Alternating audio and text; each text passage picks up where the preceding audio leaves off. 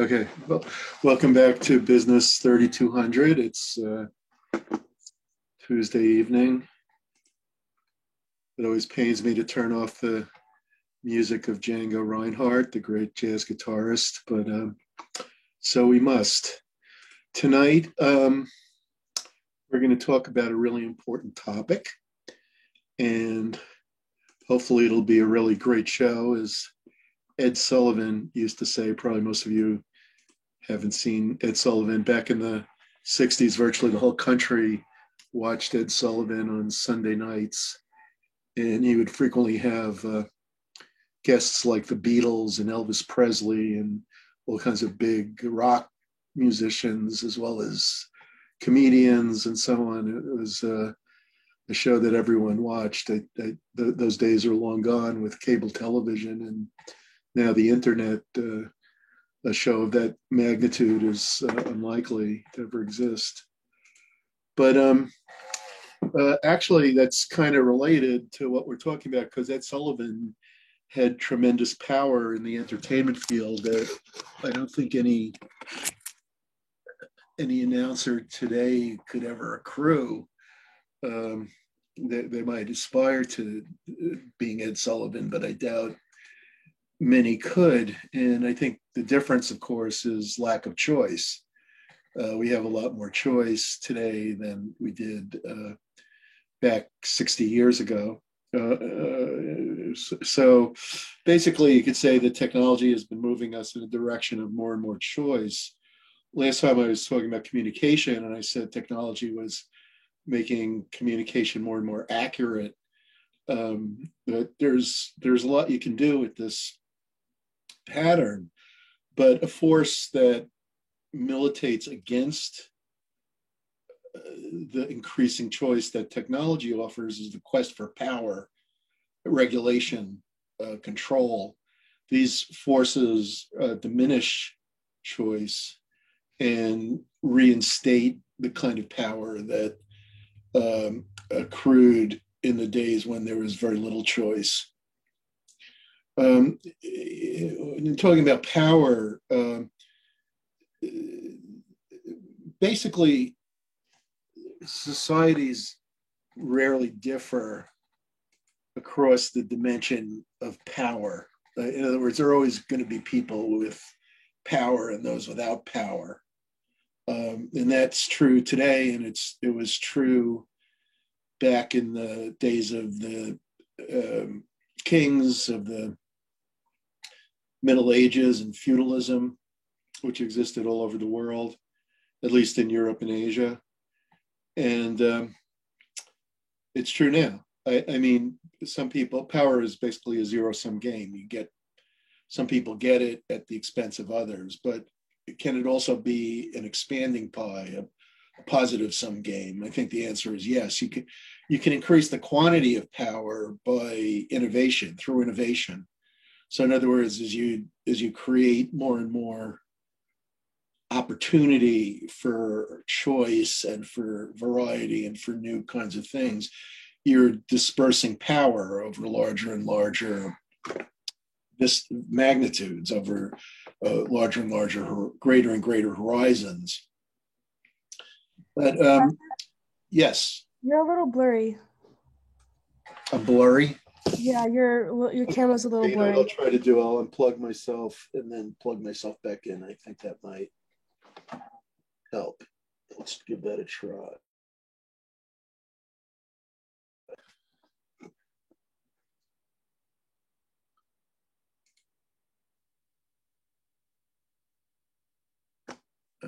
Did I come by? How's that? Much better, thank you. You're welcome. I don't know why that happens, but it does every once in a while. So I think what these preliminary just random thoughts are leading to is that a lot of people have the need for power, but not all do. And a lot of people have the need for achievement, and not all do. I think what differs an advanced society from the more primitive ones is not that there are people with power or that there's a government. I think all societies have governments. Some are cruder and some are more refined. Some are more authoritarian, some are less so.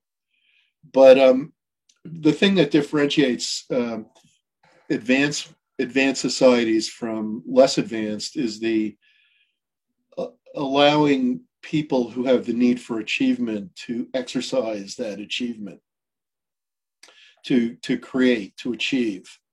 And that insight was first made by David McClelland, a famous psychologist who disagreed with Maslow in the sense that Maslow believed in a hierarchy of needs. If you recall, I think I've mentioned already that Maslow believed in 5 levels of needs, the lowest level being physical, then safety, then social needs and affiliation needs, and then above those, self-esteem and self-actualization. And self-esteem and self-actualization are the higher order needs, whereas physiological, safety, and social needs are the lower order needs. However, McClellan disagreed that there was a hierarchy. He saw that there were several needs, all of which could play a role, and in different people, they were different. Some people were strong in one, some people were strong in several. And the ones that he thought were most important that he wanted to concentrate on were the need for autonomy, the need for affiliation, the need for power, and the need for achievement. And of these, what he defined in his great book, The Achieving Society, which is a true classic of management theory, but also of social science, is that the societies that have the most need for achievement have been the ones that have advanced. And the pivotal advances in the society, in the world, in the history of the world, at least of the West, have occurred when a greater degree of need for achievement was characterized, or rather characterized the general population. So when you start having a lot of people with a high need for achievement, you tend to have a society that advances and innovates a great deal. And the two archetypal cases are classical Athens and classical, or rather late medieval, early modern Great Britain, moving into the 18th and 19th centuries, which, just to go over briefly classical Athens, hopefully you've been exposed to a little of it at least, that really all of Western culture was innovated by a small city the size of Rochester, New York. And in terms of the free population of Athens, a majority of them were slaves. And that was true of the ancient world in general. Slavery was common in the ancient world, especially in the societies that left a record because they advanced civilization. But in Athens, Athens was responsible for most of what we consider to be Western culture today. And that includes democracy. It includes, there were certainly abolitionists among the Athenians in the core of the Sophists, but basically that view didn't prevail. But the Athenians innovated in areas like philosophy. The word philosophy is, of course, a classical Greek word, and our Western philosophy comes from the great line that began with the pre-Socratics, but came to a head in the person of Socrates, who's depicted in the philosophy of Plato, and closely related to the work of Plato and his student Aristotle, were innovations in fields like science, the difference between Enlightenment science and Athenian science was discussed by Leo Strauss in the great book Natural Right and History. And Leo Strauss talks about the difference between classical science and Enlightenment and post-Enlightenment science as centering on the introduction of mathematics, and that this was first recognized by Sir Francis Bacon, who famously said, and I will refer to that again tonight, that knowledge is power. And the technology that Enlightenment science led to a greater degree than classical science, which was which didn't include the mathematics. What Bacon said was that modern Enlightenment science introduced mathematics into the structure of classical science. A lot of people think that the classical Greeks didn't have experimentation. That's false. Aristotle himself was a biologist who engaged in ongoing vivisections and cutting up animals. Hi, Professor, I'm here. Okay, I'm glad to hear that. I haven't done attendance yet, so basically, the Athenians innovated in a host of ways. Science, not math, that came from India and the Arab world, but in terms of things like geometry, the study of history came from Athens, philosophy, democracy, trial by jury, and many, many other things. To go over it would be a whole course in itself.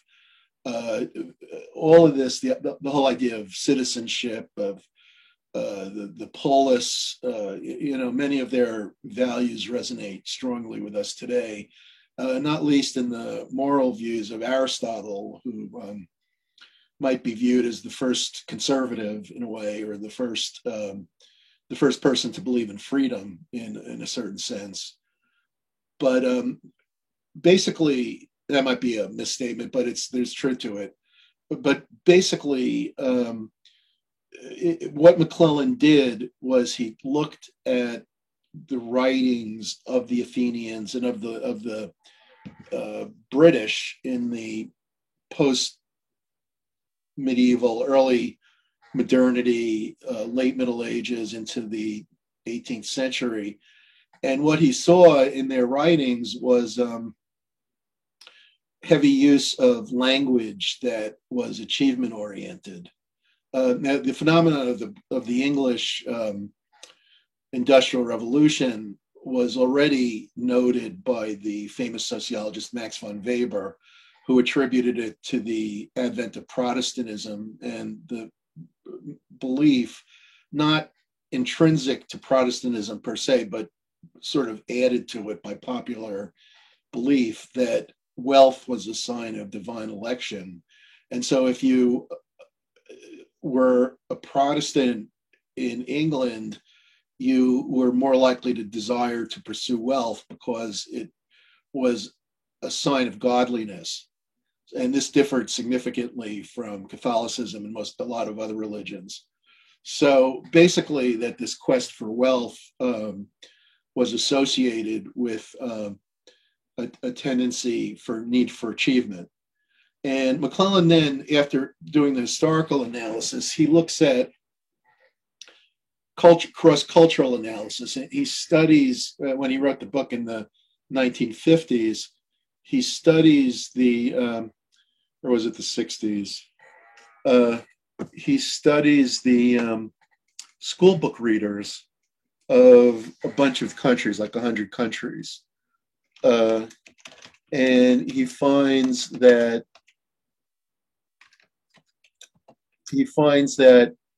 achievement-oriented language was more prevalent in the school book readers of countries that had more, 61, so I was wrong, late 50s, or early 60s, I should have said, 1961.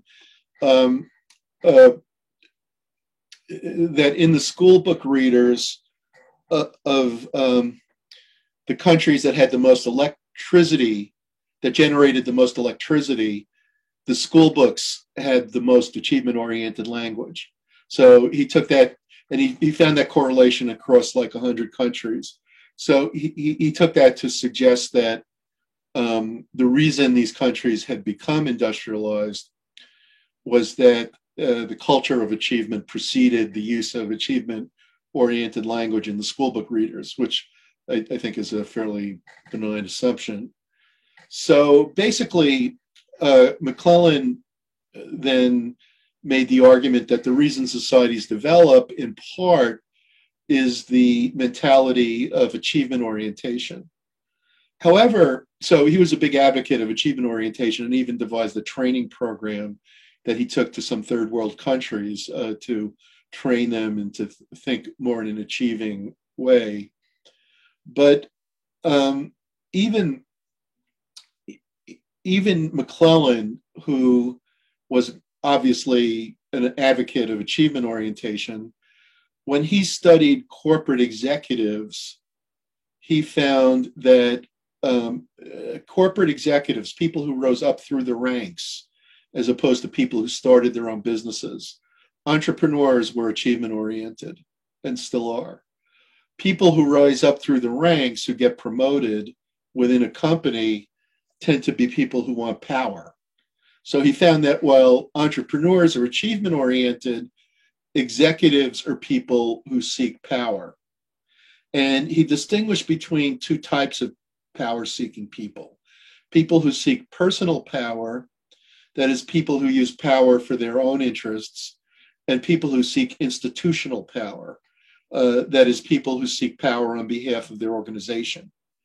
And he found that executives who are successful tend to favor institutional power. Now, I sometimes think some findings in social sciences reflect the predilections of the researchers, and in particular, coming from Harvard Business School, McClellan has to be friendly to executives. I would say I once interviewed and published in the AICPA newsletter the interview with Paul Babiak, who is the co-author with Robert Hare of a wonderful book called Snakes in Suits. And the idea of snakes in suits is that there's a particular brand of psychopathy. You probably all know what psychopaths are. Psychopaths are people who lack conscience, who don't have a strong conscience, or who have no conscience.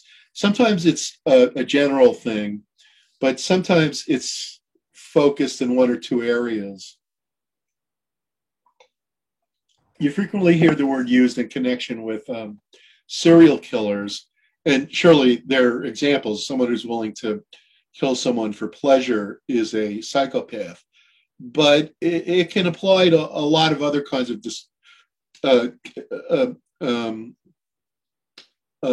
socially adverse kinds of behavior other than killing.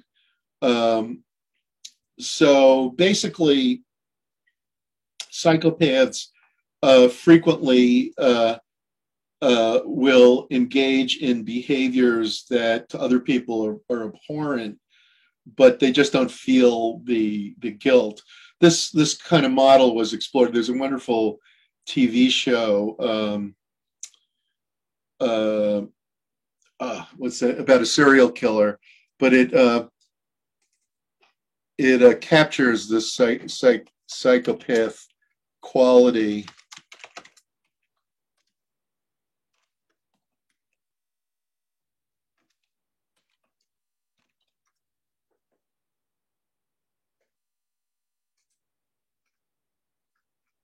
Well, I'll think of it in a minute. Dexter. Dexter. The thing about that show is they use a lot of the patterns that Babiak and Hare describe, like the way they depict the character is right out of a textbook. So you can actually, in seeing that character, you kind of absorb the stuff that Babiak and Hare are talking about. But it's not always the case that they're serial killers. That's kind of fun TV. It's interesting to watch. It draws a large audience. But often psychopaths are motivated by things like money or greed, and they feel few compunctions about lying. They'll often manipulate people for fun, and sounds like a politician or two. And basically, this is very prevalent in among the corporate core, CORPS. corporate executives are roughly 4 times more likely to be psychopaths than are the general population. Only about 2% of the population that Babiak and Hare find are psychopathic, whereas something like 8% of corporate executives are in a research paper they wrote a few years ago. So basically, I think it's not really true that all executives are motivated by institutional power. I would not believe that totally. I think a lot of executives, I think where you see it most vividly is in the field of executive compensation, which I studied when I was still a doctoral student. I wrote a paper or two about it, and I did one a few years ago, but 5-6 years ago, about university presidents who are not the same as executives, although some are. There was a guy, I'm not getting off the subject because this is all power related.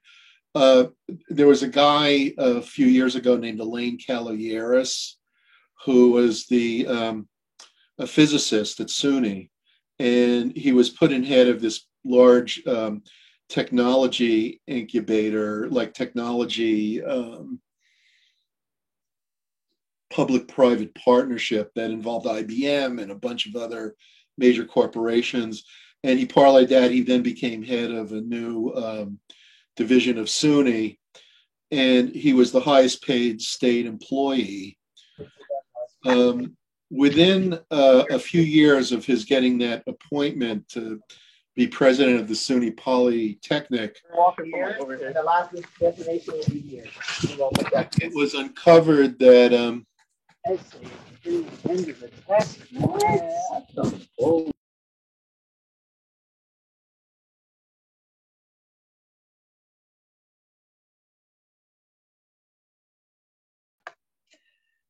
You mute yourself, Professor. Yeah.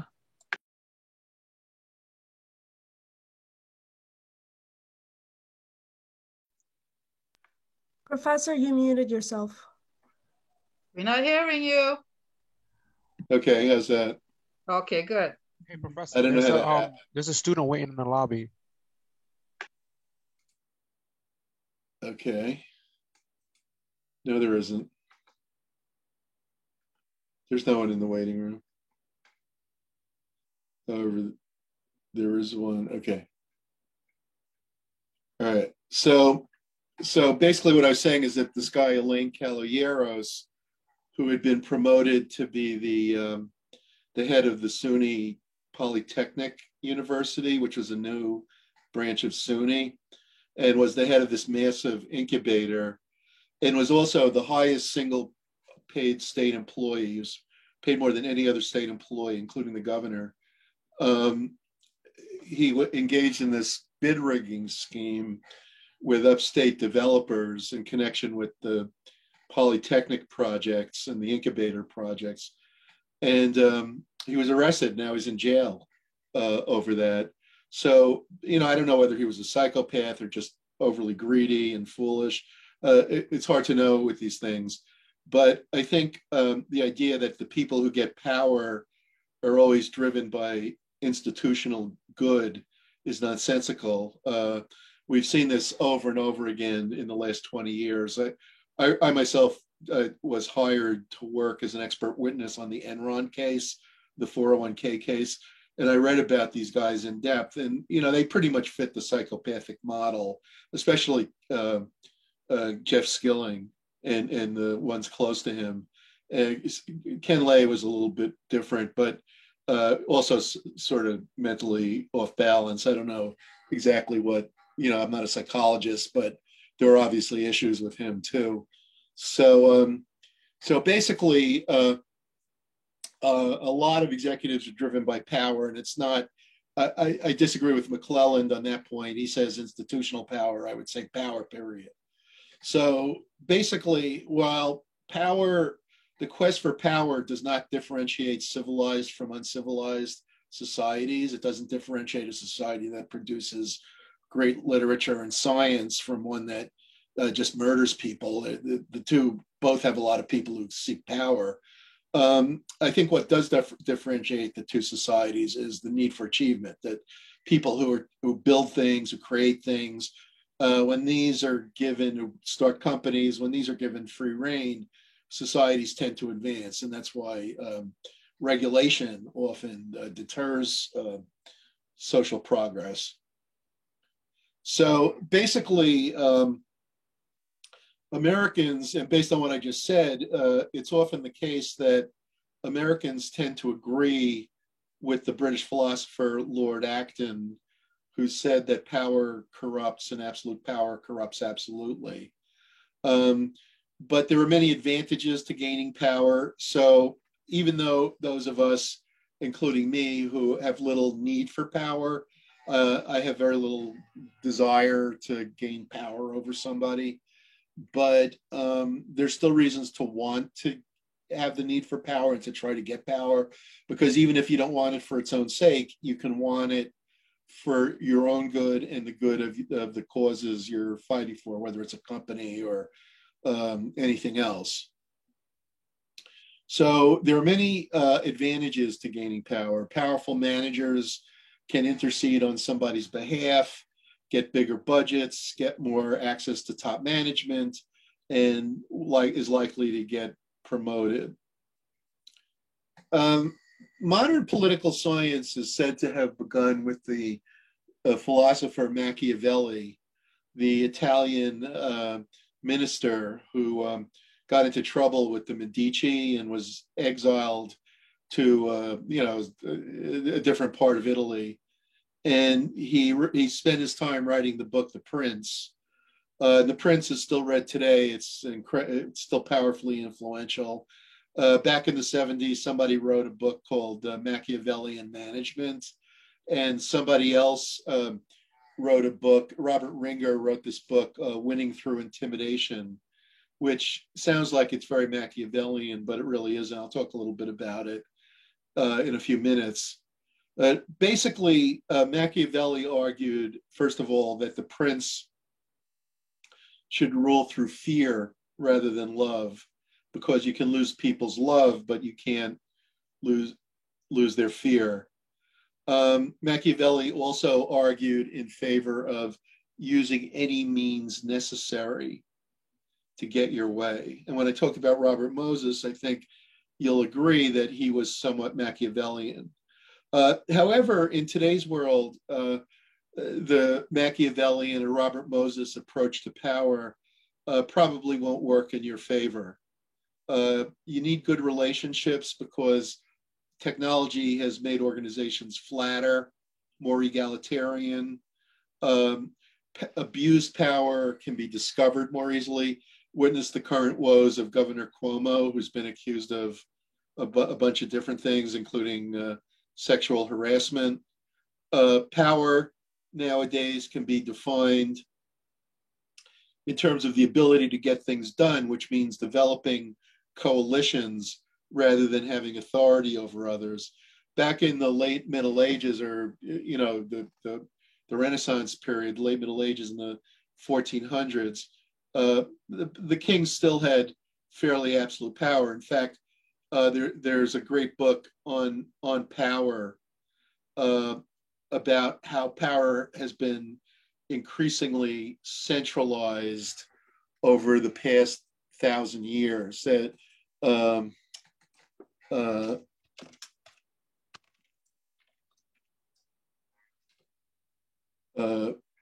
that power has been centralized.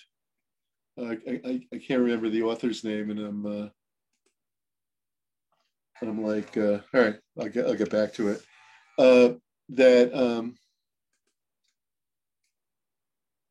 That power has been centralized increasingly, and decentralized institutions are tending to get blown away by centralized institutions. If you look at today's organizations, though, that type of centralized power isn't really effective. That doesn't mean that managers don't try to get it. As I say, a lot of managers are really eager to obtain power, and they flourish with power.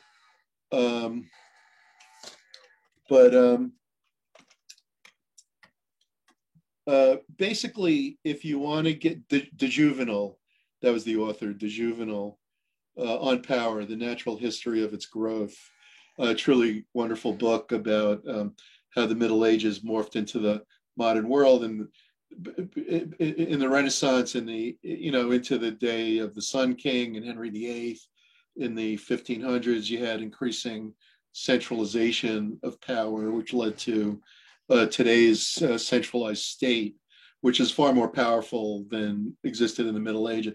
His argument is that kings actually had less power than the president does. That the president can act more capriciously than kings could. Basically, with flatter organizations, more technology, boundaryless organizations, smaller firms, the way you get power is through alliances, the stuff we've been talking about, networking, communicating in a supportive way, winning contacts. One of the most powerful men of the late 20th century, David Rockefeller, was the chairman of Chase Manhattan Bank, but he became powerful in part because of his extracurricular activities. He was the longest serving president of the Council on Foreign Relations. He died in 2017. So he was like, I think over 100 years old. If you went to the lecture last Thursday, which I hope some of you did, I was a little surprised at how few people attended. There are a few investment bankers as influential as Abby Joseph Cohn, and you had a chance to kind of see how she thinks. Even if you couldn't meet her personally, you could have gotten a sense of her point of view, and that's very valuable. I mean, even if you don't want to go into investment banking, understanding how the power elite thinks is extremely useful. And I highly recommend that you attend those kind of lectures, because it's a great way to start to think about how you're going to move ahead. I mean, adopting those kind of values, you're mirroring the values of that kind of person, even if you don't believe them. I'm not saying she's right. I think she was wrong about half the time. But in other words, to move up in American society, you need to conform and adopt to those values. And I'll talk about that in a few minutes. So in today's world, conforming and fitting in and getting along with people and winning friends and understanding how the power structure works, these things play a much bigger role in gaining power than manipulation does. So the idea of Machiavelli, we would hope, is passé, but unfortunately, it's reappeared because of the work of somebody named Saul Alinsky, and I'll talk about him too. Alinsky is a very powerful thinker. I would put him almost on a par with Machiavelli, but what Alinsky does is he inverts Machiavelli. That's what he says, that he inverts Machiavelli, and instead of talking about how the prince can keep power, he talks about how non-powerful people who lack power, can gain power. And unfortunately, though, I think his model doesn't really work that well for people who completely lack power. Because, first of all, he himself says that he had trouble finding his own followers who could implement his ideas well. And if his own followers who studied this systematically couldn't do what he did, then it's unlikely that disempowered people who are poor are ever going to figure out how to do it. The ones that he really empowered were politicians. And in fact, Hillary Clinton was a great admirer of his. And when she was a student at Wellesley, invited him to the campus. And there's a video of her as a college student embracing Alinsky. Basically, Alinsky advocated that what you do is you try to disrupt the status quo by insisting that your opponent remain ethical, but not remaining ethical yourself. So in other words, you dispense with ethics in your own world, but you insist that your opponent live up to their book of rules. And also that he argued that you should freeze one person, freeze an enemy. For example, in the case of the Trump administration, they froze Trump. They focused on Trump for 4 years and attacked him in various ways. That's classic Alinsky. You go outside your book of rules. You make outrageous allegations, and the threat is worse than the thing itself. You threaten things without actually doing them, and you make the opponent frightened. One of the chief things with Alinsky is that you do the unexpected. You don't do what has been done before. You do something new. So you disrupt the pattern of politics and do something completely outrageous. Go outside the experience of your opponent. And basically what these things do is they create a huge amount of disruption, but also vitriol and anger. And basically, if you look at the history of Rome, that's what he's describing is very, very similar to what the Gracchus brothers did. They were tribunes of the proletariat class. In other words, their background wasn't upper class historically, but they were well-to-do. They were wealthy and had a lot of power themselves. And they got the idea to create revolutionary claims on Rome. And so they started, and part of it was that they began to use violence, which then was met with counter violence. And it led to their opponents, they were called, their political party were called the Populares, and their opponents were called the Optimates. And the Optimates, you can see some similarity between Democrats and Republicans. Historians would flinch at that, but I think there is some pattern there. And basically, the Optimates got control, and this guy Sulla, they started murdering large numbers of people in retaliation, and then it culminated with the most famous of all the Populares, Julius Caesar, gaining control of everything. It became a dictatorship or an empire. So the republic died with the essentially.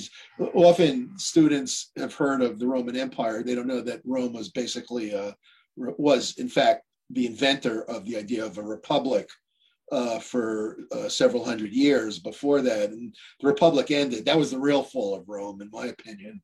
That it wasn't when the emperor finally fell. It was when the republican form of government fell. But interestingly, they retained the forms of the republic. They still kept the Senate, and the Senate was more of an advisory body than, but they did have legislatures, and they kept all the republican forms, but they simply hosted all the titles, almost all the titles, into one person, and it became the imperator or emperor. And that began with Augustus. And I think civilizations sometimes follow similar patterns. I don't know if it's going to end up that way, but we seem to be going in that direction. But in any case,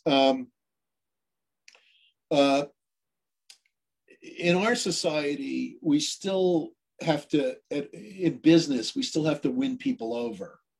So David Rockefeller, getting back to David Rockefeller, and the reason I mentioned Abby Joseph Cohn is that she mentioned that she's a member of the Council on Foreign Relations, and David Rockefeller was the longest serving chairman of the Council on Foreign Relations. And he also founded a group called the Trilateral Commission. If you look at the history of American foreign policy since 1920, there's never been a presidency in which at least 100 members of the Council on Foreign Relations or some huge number of members has been appointed to the State Department. So in other words, the Council on Foreign Relations, which for most of its history had about 1,400 members and today about 5,000, has been the source of a large share of the important State Department appointments. And that's only one indicator of the kind of influence it has. So basically that somebody joins that means that they're engaging in a very intensive form, a high-level form of networking. But the reason Rockefeller could easily be the first secretary, not the first, the longest serving secretary of the Council on Foreign Relations was that his grandfather or father it was founded in part by the Rockefellers, but also by other banking and business interests in the 19-teens. John D. died he died in the 20s. I was thinking J.P. Morgan. John D. Rockefeller died in the 1920s. So yeah, he was involved with the founding of the Council on Foreign Relations, and his most talented grandson, David Rockefeller, was its longest serving secretary.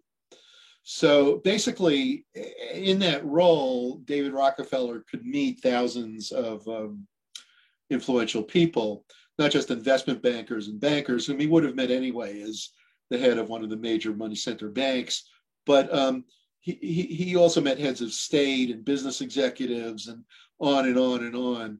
And New York Magazine would always name him as one of the top 10 most powerful people in the city. So basically, if you looked at his Rolodex in his heyday, David Rockefeller had 10,000 names, 10,000 people he had met and developed some kind of contact with, who were almost all very influential. So in other words, that sort of points to you the importance of networking in your career, and the higher level, the better. I mean, if you can put Abby Joseph Cohn into your Rolodex, you're going to be, making an advance. So basically the trick is to meet people like that. I know on Zoom it's not possible, but you do want to learn about people like that and possibly request an informational interview based on that. You saw her presentation, you had questions and so on. So maybe she won't talk to you, but maybe someone else there will. And those are the kind of contacts you want to make. So basically, the question is, how do you get power in the corporate world of today? And there are two basic sources of power: personal attributes and position characteristics. Personal attributes and position characteristics. And both of these are important. In understanding how you get power, it's important or useful to contrast social capital and human capital. And you can contrast both with investment capital. Investment capital is where you invest money in plant and equipment or a vehicle or some kind of asset, capital asset. Human capital is where you invest money in yourself. So you invest in your education, your health, you exercise, you study, you attend this class. That's all human capital. And then with social capital, you invest in relationships. So you attend lectures where you meet famous people, you develop a social network, you develop connections. Managers with high social capital are in a better position to capitalize on their human capital. put another way, the more valuable your human capital and the more talented you are, the more useful it is to develop your interpersonal skills and your power and influence network. Long-term relationships are the key to gaining power in today's world. Okay, people with power tend to trust others with power. It can be a mistake, but that's the truth. So the more you develop relationships, the more you will be trusted by others who are likely to attain power. Managers who are aloof, cold, don't socialize, insensitive to others, who betray others, whom others distrust, who are too ambitious and threaten others, these people are not able to develop social capital. Okay, and they often, it's also connected to emotional intelligence, that such people are often not good at monitoring their own interpersonal actions. Being unable to delegate and unable to trust others is also characteristics of people who have their careers failed, because they're not building social networks with those below them as well as those above them, and those to the right and those to their left. So basically, you want to be developing long-term relationships and networks. All right, now, what are some personal attributes that extend your power? You're building a network. Why will people want to give you power? And you can't really have power unless people agree to it. Incidentally, I have the power to take attendance, and I am going to do that right now. So when I call your name, please note that you are, just let me know you're here. If you have no speaker, no microphone, you can message in the chat. Okay, blurry, we did that. Kill with no motive. Yes, psychopaths will kill with no motive. They'll often do it for pleasure. There are people who actually take joy in it. There's a lot of literature on that. You'll have no trouble finding books on that, books about serial killers and things like that. But that's not, I don't want to give you the sense that serial killers are the only kind of psychopaths. There's all kinds of psychopaths. And they do, if you read the book Snakes in Suits, Babiak in here identified this pattern in corporate America, certain kinds of people who are psychopaths in the white collar world. Okay. Because when I was thinking about psychopath, I was thinking, because you said psychopaths could kill for money or other reasons, right? Or they'll kill for no reason. No, that confused me because you said psychopaths could kill for money, right? Yes. I thought it was kill with no motive, just for pleasure. It's both. They have no conscience, so it could be any number of things. It's whatever tickles their fancy. So, the number of people who take pleasure in killing is not that big. All right, so there's a few of those, but they're not huge in number. The number of people who want to get rich and are, that's a lot bigger. So if you're a psychopath and your goal is to make money, you won't feel any qualms about killing someone. See what I mean? Yeah, I get it now. So it's not so much one thing or another thing. It's that they lack a conscience, so they feel, some of them may feel no conscience about lying or manipulating other people or hurting other people, things like that. And a lot, you might say, well, does becoming gaining power turn you into a psychopath because you get so inured and so used to making these harsh decisions? I don't think that's true, because I asked Babiak that, and he said that the person who kills because, let's say, they're a soldier, or it's self-defense or something like that, or there's a reason you're a judge and you're obliged under the criminal code that type of person may feel guilt. They're still going to feel guilt. The question with a psychopath is whether they don't feel any guilt at all. So a psychopath would be someone who doesn't feel guilt. It's not the action. You can steal and feel guilty about it, and plenty of people do. I mean, the fact that you steal doesn't make you a psychopath. What makes you a psychopath is if you feel no compunction about it, you'll just do it at the first opportunity because you enjoy it, or you find it convenient, or you don't think there's anything wrong with it, or you don't feel that there's anything wrong with it. So the difference between a psychopath and everyone else, we all do something wrong. Not that I feel guilty when I go over 65 miles an hour on the New York State Thruway. I suppose I don't think that makes me a psychopath exactly, but basically we all do something wrong, and most of us will feel guilty when we do something wrong. But when you take the driver ed test and they show you all the people who've been killed because of that, then you do feel guilty. They say, "Oh, I shouldn't have done it." But then you kind of forget about it over time. So that's why you need to keep taking the driver ed course.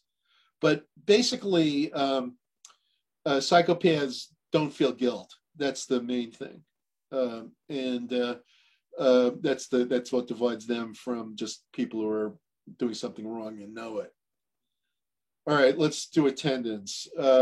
Albright, Janaya, Beatriz, Eldana, Here. Nuri, Here. Andre, Asu Banteng, Here. Halima,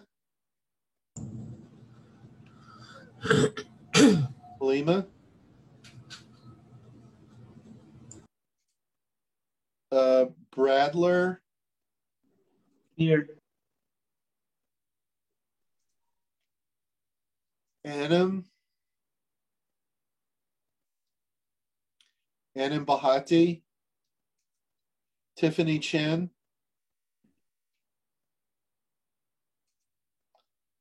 David Eubanks, Here. Mohammed Faisal. Hey, Professor. Thank you. Ken Hui. I'm here. Thank you. Henry. Here. Jason Hudson. Here. Tarek just spoke. You're okay. Here. Shanice. Here. Andy Lynn. Here. Yan Biao Lin. I'm here. Thank you. Kevin Mai. Yes, sir. Thank you. Joshua. Here. Thank you, Joshua. Anna Marmo. Here. Alexis Montano. Here. Nefertari. Professor. Yes. Bati is in the waiting room. She got disconnected during the meeting. Okay. All right. Gotcha. Nefertari. Here. Cameron Nahar. Here. Excuse me, Professor. I was in the waiting room. Did you call my name for attendance? What's your last name? Bati. Okay, I got you. Thank you. Thank you. Deanna Price. Deanna. Tinza. Qayyum. Tinza. I'm here. Okay. Saima Rahman. Here. Salman Raja. Here. Lexus Theus.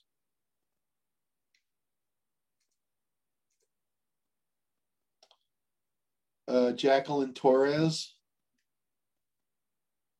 Here. Annie Van. Hi, here. Dmitro Vlasenko. Here. Yolanda Wildman. Present. Thank you. Corrine. I'm here. Marvin. Cirilla.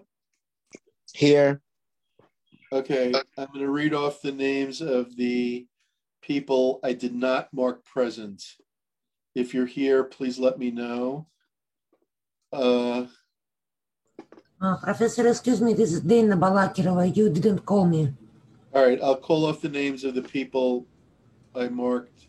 I did not call off, I did not get a present from, and I will mark you present. Janaya Albright. Janaya. Dana Bella Crova. Okay, you just. Yes, I'm here. Got you. Okay.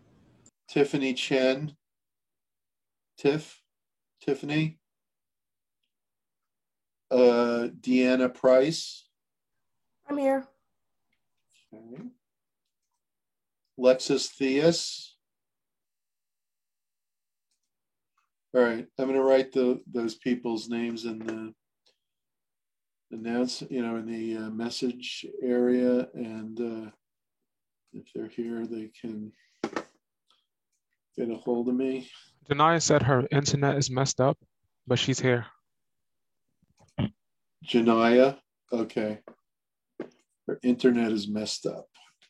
Got it. Tiffany Chen. Lexus Theus. And that's it. So we got everyone through hook or crook, other than these two people.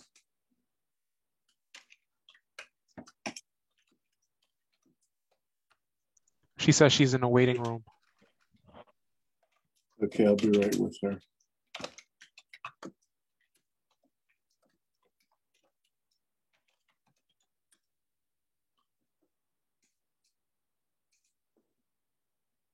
Okay.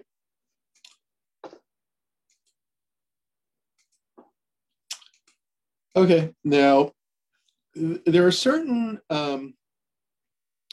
characteristics that are true of people who gain power. Your book calls these the personal characteristics, personal attributes to gain power, personal sources of power. The four ones that your book discusses are expertise, personal attractiveness, effort, and legitimacy.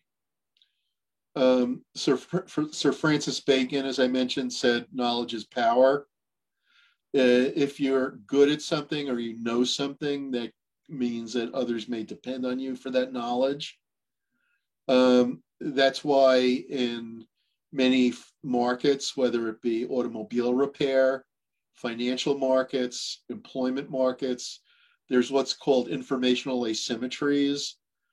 You don't reveal everything about yourself.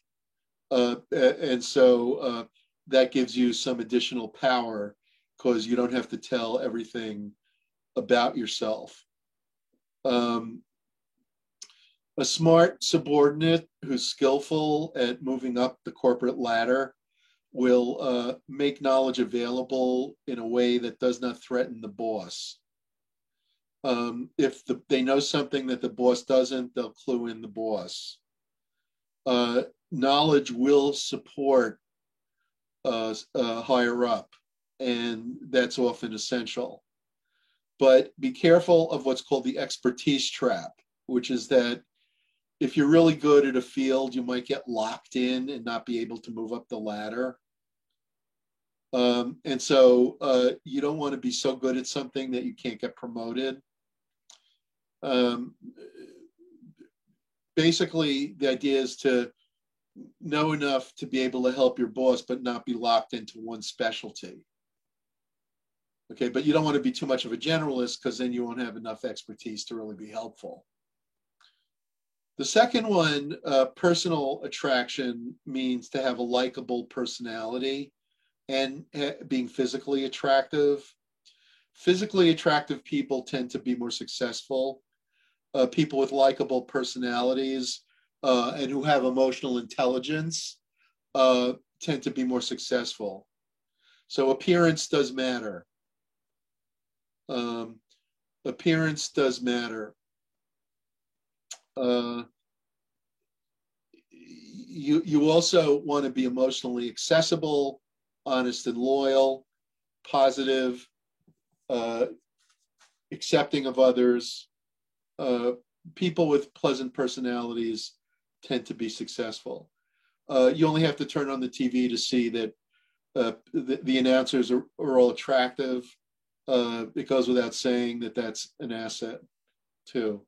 So, you want to work, make yourself as attractive as possible. That's always going to help you get ahead. So basically expertise, personal attraction, effort, how hard you work. If you work harder than the expected time, you create cognitive dissonance in the people around you that you're working as hard as a supervisor. So to resolve the dissonance, they may decide that you should be a supervisor. People associate hard work with high levels. In some organizations, hard work is discouraged by group norms and sometimes by the company itself. In my other class, we do a case study about the software company SAS, Statistical Analysis System. And in that company, employees are not encouraged to work more than 35 hours a week. That's part of the package. That we don't want people to work too hard. We want you to enjoy your family, go home, relax. And they have lots of other perks too in order to compensate employees with rare skills, people like mathematicians, computer engineers, things like that. In other words, rather than just pay high salaries, they do pay above average salaries, but they also have lots of perks. And the idea is to encourage long-term employees who don't burn out and have time for their families. And so in a company like that, effort is discouraged. Also, effort should be done intelligently. You should understand your boss's goals. You should understand your boss's traits. You should maintain a relationship that fits the needs and style of your boss. In other words, you don't want to do things that you want and then show them to your boss and think that your boss will like what you did. Rather, you should figure out what your boss wants and then do that. When I talk about Robert Moses, you'll see that's exactly what he did with the owner of the New York Times, Iphigenie Knox Sulzberger. Her husband at that time was the publisher because of marriage, because to her, she inherited the whole New York Times, and it's still in the family generations later, 4 or 5 generations later, the Sulzbergers still own it. But Moses realized that she was the daughter of the guy who made the paper famous, Adolph Ochs. And when Moses wanted to get ahead, the first thing he thought of, or among the things he thought of, was not the first thing, but among the things he thought of was like kowtowing to Iphigenie Knox Sulzberger in a very big way. He did it by doing what she wanted. He understood what she wanted and he did it. That's what you need to do with your boss. Figure out your boss's goals, understand your boss's traits, mirror what your boss wants. Maintain a relationship that fits the needs and style of your boss. So the first three, expertise, personal attraction, and effort, are all things that you can improve in yourself. You can also work on the fourth thing, but the fourth one is legitimacy, and it's somewhat more outward directed towards others. That, in other words, legitimacy means conformity to organizational norms, norms or standards of behavior. When we talk about groups, we'll make the point that all groups have norms, and the leader of a group will be the one that conforms most closely to the norms. Politicians are supposed to conform to our norms. People elect, who do people elect? They elect lawyers, generals, and people with political backgrounds. The reason is that's who's considered fit appropriately for office. Do I agree with that? Probably not, but that's how our society sees the norms. So it's the same is true in a corporate setting. You want to conform to the organization and to your direct boss. So the person who mirrors their boss and conforms to their ways and the ways of the higher up and of the organization tend to be successful. William F. White, W-H-Y-T-E, in a famous book, Street Corner Society, which he wrote as his doctoral dissertation in the 1930s, White lived with a street gang. And then what he tried to do as an anthropologist was understand why someone became the head of the gang. What dynamic led to someone moving up the ranks? And what he found was that the person who conforms to the norms of the gang tends to move up. So if the gang favors stealing and the guy is a good thief, if the gang favors being tough and the guy is tough, then the guy moves up in the ranks. So you may not be the very best athlete, but if the gang favors, say, sports, the guy that moves up the ranks has to be at least good at sports. You have to fit the norms of the organization if you are going to move up. In organizations, you mirror your boss doing the same things that the boss does. You conform to the organization. A lot of people have trouble with this. Not everybody likes to conform. In that case, don't work there. I didn't. I worked in 3 places and I concluded I just don't fit in. And so I pursued a different line of work, which I also didn't fit in. But basically, study your boss and the higher up styles and mirror those styles. If the higher ups read the Wall Street Journal, so should you. Leaders defend core organizational values. If they do not, then they won't be leaders.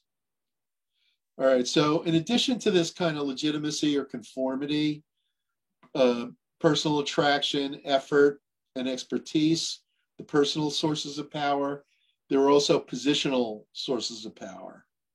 Centrality means that you have access to information. So if you take a job and you're at the center of a broad network of relationships, you have both horizontal contacts and vertical contacts, people higher up and below you, as well as people at your level, you will tend to get power. So in other words, if you're central and have access to information, you will be more likely to move up. Informal networks precede formal power, informal network power, if you will. Power through informal connections precedes formal power. We see this in the career of Robert Moses. He became a good friend of the governor of New York at that time, Governor Alfred E. Smith, who is a very influential governor, very influential national figure, ran for president in 1928. Moses became his close friend, and it was through that friendship that he got his first paying job at age 37. We'll talk about that in a minute. So centrality is really important. Access to information, center of a broad network of interpersonal relationships. Also, what you want in a job is flexibility, the freedom to exercise your judgment. If you don't have that, then you won't be recognized as somebody who can make decisions. If you don't have flexibility in your current job, then no one will notice that you're good because you don't have the freedom to exercise your judgment. Also important, visibility. In people-oriented positions are often more powerful than task-oriented ones. Just because you're good at analyzing a problem doesn't mean you're going to get power. The ones who get power are the ones who have a lot of contacts, and you meet those people through people-oriented jobs. Being in a position that allows you to interact with a large number of influential people increases your power by making your accomplishments evident to people who allocate resources. So in other words, if you're working on a problem and you seem to be coming up with solutions, higher ups see you doing that, you will get a reputation. Okay, and finally, relevance, working on activities directly related to your organization. Now, this idea of relevance was studied by a couple of really great management scholars named Pfeffer and Solanchik.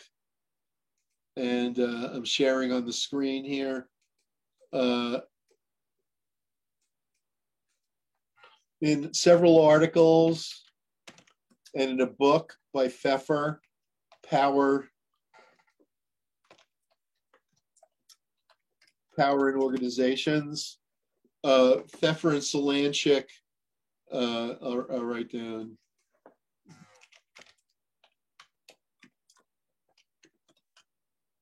I think that's how you spell it.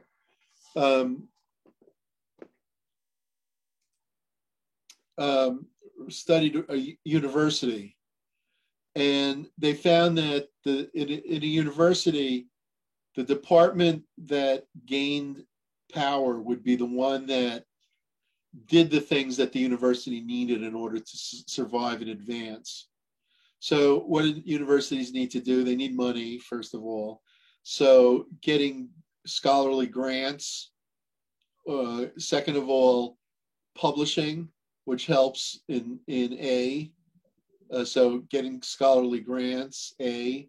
B, academic publishing, which also helps the reputation of the institution, which is an important consideration. And 3, getting large numbers of students taking your classes, which brings in revenue. So those 3 things contribute to the power of an organization. But in universities of a university department, what they then found when they looked at dysfunctional departments, departments that dysfunctionally had power, what they found was that when circumstances change, a department that used to have power and holds on to it can harm the newer department that's doing the things the university needs and is gaining power. But because the old department still has a lot of power, they can squash the new department. And so institutionalized power can corrupt the process. So in healthy organizations, power can be reallocated to new avenues of obtaining resources. Whereas in departments that had already attained power, but no longer are useful, if those continue to retain the power, they can actually harm the organization. This goes on all the time. If you look at the history of American corporations, if you look at the Fortune 500 from 1955 and 2000, what percentage of corporations that were in the Fortune 500 in 1955 are still in it, and what percentage of corporations in 2000 that were in it then are still in it now? Does anyone want to guess? 20%. From what year? 55 or 2000? 55. Okay, anyone else? How about from 2000?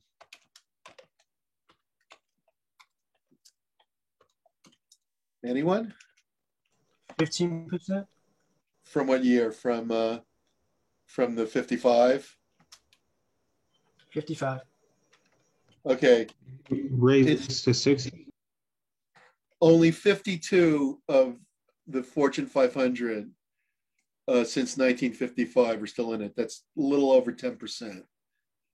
And if you look at 2000, the proportion of companies is about is less than 50%.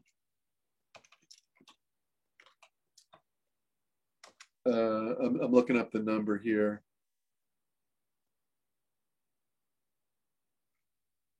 From 2000, okay, so this is 2017, so it's even less now. Oh,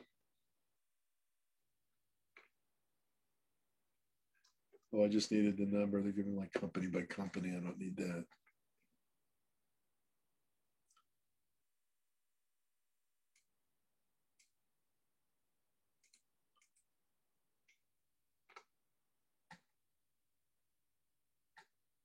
%52 of the companies in the Fortune 500 since 2000 were bankrupt, were either non-existent, had been taken over by someone else, or were bankrupted by 2017. That's 3 years ago. So it's less than that now. So basically it's under 48% still exist in just 20 years. All right. So basically companies come and go. And the reason is institutionalized power. All right. That's the point I wanted to make, that the rigidity that people have when people who do one thing really well, and at a certain point in time, it gives them power. They don't want to give up that power, even though what they're doing is no longer going to allow the company to survive. And it happens all the time. A&P, from the 1840s until the 1950s, 110 years, in 3 generations of, I think the family's name was Hardman or something like that, Hardy or Hardman or something like that, that ran the A&P Corporation and transformed it from a chain of tea shops. It was the Great Atlantic and Pacific Tea Company. It sold tea to the modern supermarket in the 1920s. And it was the dominant Hartford family that turned it into the modern supermarket. It was by far the dominant supermarket chain from the 1920s to the 1950s. It was so dominant that the U.S. Justice Department wanted to bring an antitrust suit against it. And they did, but they didn't win the suit because it couldn't be shown that they were really a monopoly, but they controlled a significant percentage of the national supermarket business. And the problem was that when new methods of competing by the big box stores started to evolve in the 1950s, A&P was not able to change. They knew what to do. They had experimented with the discount model themselves in Jersey City. They were based in Manhattan. They were formed in Manhattan originally. And they could, in fact, have run discount stores just as well as Walmart, but they refused to do it because the people that ran it just didn't want to change. And so that's frequently the case why companies go bankrupt. And this thing that you shouldn't allow companies to go bankrupt is insane. It's a path to economic destruction, because the companies that go bankrupt are the ones that refuse to change. And it's the innovative companies that survive and flourish. So if you subsidize bankrupt companies, as we have for the past 15 years, what you're basically doing is you're ensuring that the dinosaurs live and the mammals die, instead of that the mammals live and the dinosaurs die. So basically, that's exactly what happens, according to Pfeffer and Solanchik, when the old departments that had gotten power long ago continue to have power. that the organization doesn't evolve in response to the changing world. Even though they initiate it, meaning they open up a part that responds to this new questioning in their departments. So what do you mean? They still have a way to answer the problems, and then they create a new. They just refuse to. They refuse to do it the new way. There are people in the company saying, "We got to change. We got to do X, Y, Z. We got to, we need to institute larger scale buying and computer integrated buying." And the person running the company says, "No, that isn't how old man Hartford used to do it, and we're not going to do it." They just refuse to do it. They should have a way to enforce that they shouldn't do it, meaning maybe human resources or something. Well, human resources is just the marionette. The people who have the power, and they're wedded to an old-fashioned way of thinking. So they refuse to change, and that's where the company stops making a profit. They go bankrupt. I know it seems unfair, but that's how it is. It's often that you think it's limited to companies. No, it's counterintuitive. They brought up an answer to the problem, and then they rehashed the problem by answering in a different, and then they lose their capital. No, you're absolutely right. If you think that's bad, what about when the Navy does it? There are countless numbers of cases where somebody comes up with a new way of fighting, a new military technology, a new idea that can outperform the old way, and the generals refuse to implement it. And thousands or even millions of people get killed because they don't adopt that method. It's a lack of management. Yeah. In other words, it's the management. There's a saying that generals like to fight the last war, and people are often very conservative, and they're often short-sighted. They often think something new is weird, or it's too theoretical, or it's ridiculous.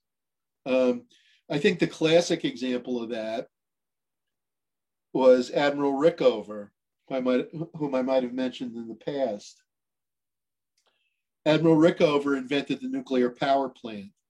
He was a admiral. He was a captain, actually, in the U.S. Navy, and he was an obnoxious. Even when he was at the Naval Academy, everyone hated him. All through his career, they all hated him. He refused to conform. He would always find things wrong. He would find ways to improve things and ways to do things better, and it would embarrass people, and they'd get angry at him. He was obsessed with efficiency and quality.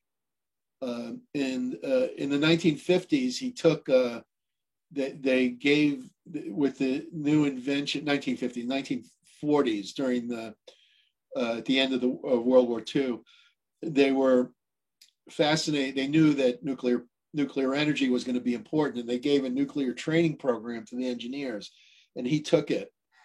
And it wasn't that he was the smartest one, but he was the one willing to apply himself the most.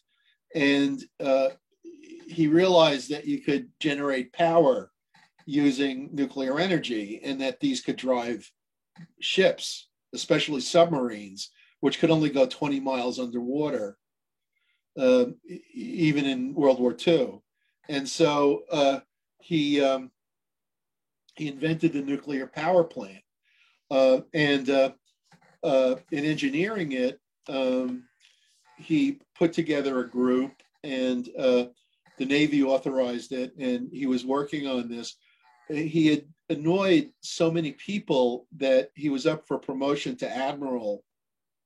And if he didn't get the promotion, the military fires you after 20 years if you don't get that promotion. And so they weren't going to give him the promotion. They hated him. And his employees many of whom were civilians, he didn't just employ naval people. He always combined the two. And then the naval people didn't wear uniforms. That was part of his rule, that the people under him weren't to wear uniforms ever. And so, not I would say ever, but when they were working for him. And so basically, a group of the civilians, if you were military people, you couldn't subvert the ranks and so on. But if you were a civilian, you could.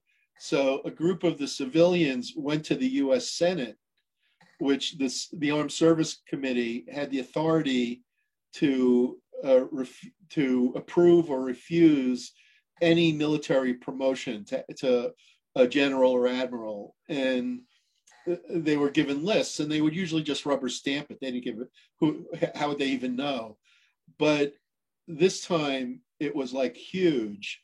And a group of them went to the Senate, and the Armed Services Committee investigated Admiral Rickover, and they realized that if there was going to be such a thing as a nuclear submarine, he had to stay on.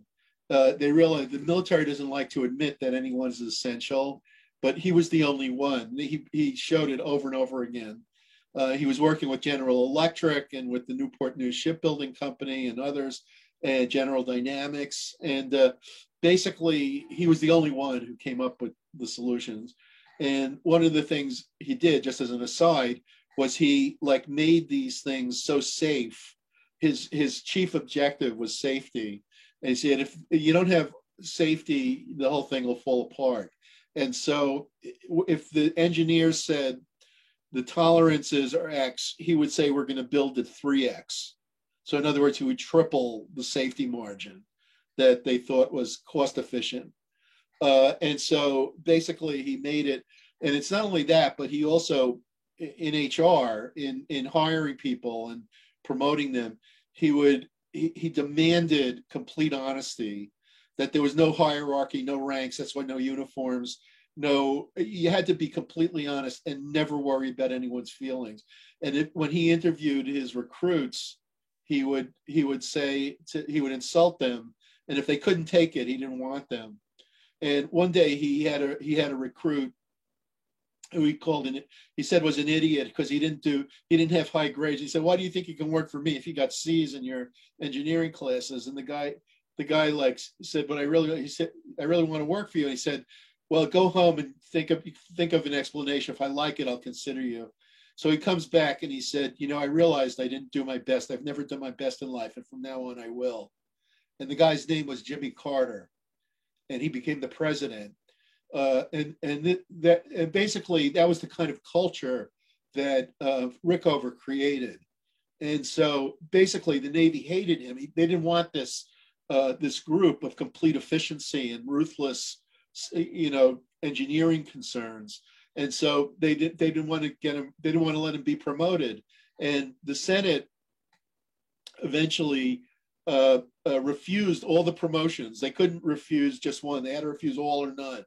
And so they refused all the promotions. The military came back. The admirals came back the next year and said, "This is our list of promotions." And the Senate said again, "He's not on the list. We're not allowing it." And so they recanted and they promoted him. And then the Senate gave him direct reporting authority to them. That he got his budget directly from the Senate, and ultimately was in charge of 40% of the Navy. That's a true story. So basically, somebody like Rickover is an anomaly. That basically if you're that talented, if you're capable of inventing the nuclear power plant, they were eventually used in civilian uses where they didn't triple the safety margin, and there have been accidents that have been horrific. 3 Mile Island, the Japan, and of course Chernobyl, and basically they didn't follow the Rickover approach. So basically, though, to gain power, you can't use the Rickover method. That was a fluke. It was luck. Even somebody that talented, it was luck that he achieved eminence. Rather, you have to be good at using power. And there are three influence strategies: retribution, reciprocity, and reason. And the three strategies can be used in different settings. So retribution is where you force others to do what you say. If you don't do X, you'll regret it. I'll cream you. All right, that's retribution. The problem, of course, is that it creates resentment, retaliation, opposition, competition. It's going to work where you have a one-time relationship, like you're never going to see the person again, and where there's heavy reliance on contractual obligations. But in an organization, it doesn't work that well. Reciprocity is where you use money. You use the coin of the realm to make others do what you want. If you do X, I'll give you Y. It doesn't have to be money. For example, you could say that emotion is a form of money, a form of currency. So basically, if you give someone your emotional support, they may reward you in other ways. So in other words, reciprocity can be emotion, it could be favors, it could be a lot of things, but it could also be money. So if I hire you to do something, I expect you to do it. I pay you, I expect you to mow my lawn. Reason three, the third one is reason. Reason is where you help others to see why. You use emotional or logical appeals. I want you to do something because it is consistent with what's good. Now, no matter what kind of relationship you have, it could be a financial relationship, it could be a business relationship, it could be one of agency, it could be contractual. If you can get people to want to do the thing that you want, it's gonna be a lot more effective than if they're just doing it because you pay them. So basically, the problem with reciprocity, retribution, there's the problem of retaliation. Reciprocity, it costs money. It costs you something. You have to give them emotional support. You have to listen to them. You have to back them. You have to, agree with them. You have to pay them. Reason is that is basically you have to convince them that what you want is the right thing. There's the fewest costs to reason. If people want to do something, there's no resentment. So the method that's best is reason. All right, probably the method that's worst is retribution. Of course, if the relationship is at arm's length, it may be that the only way that you're going to get someone to do something is threat or fear of retribution.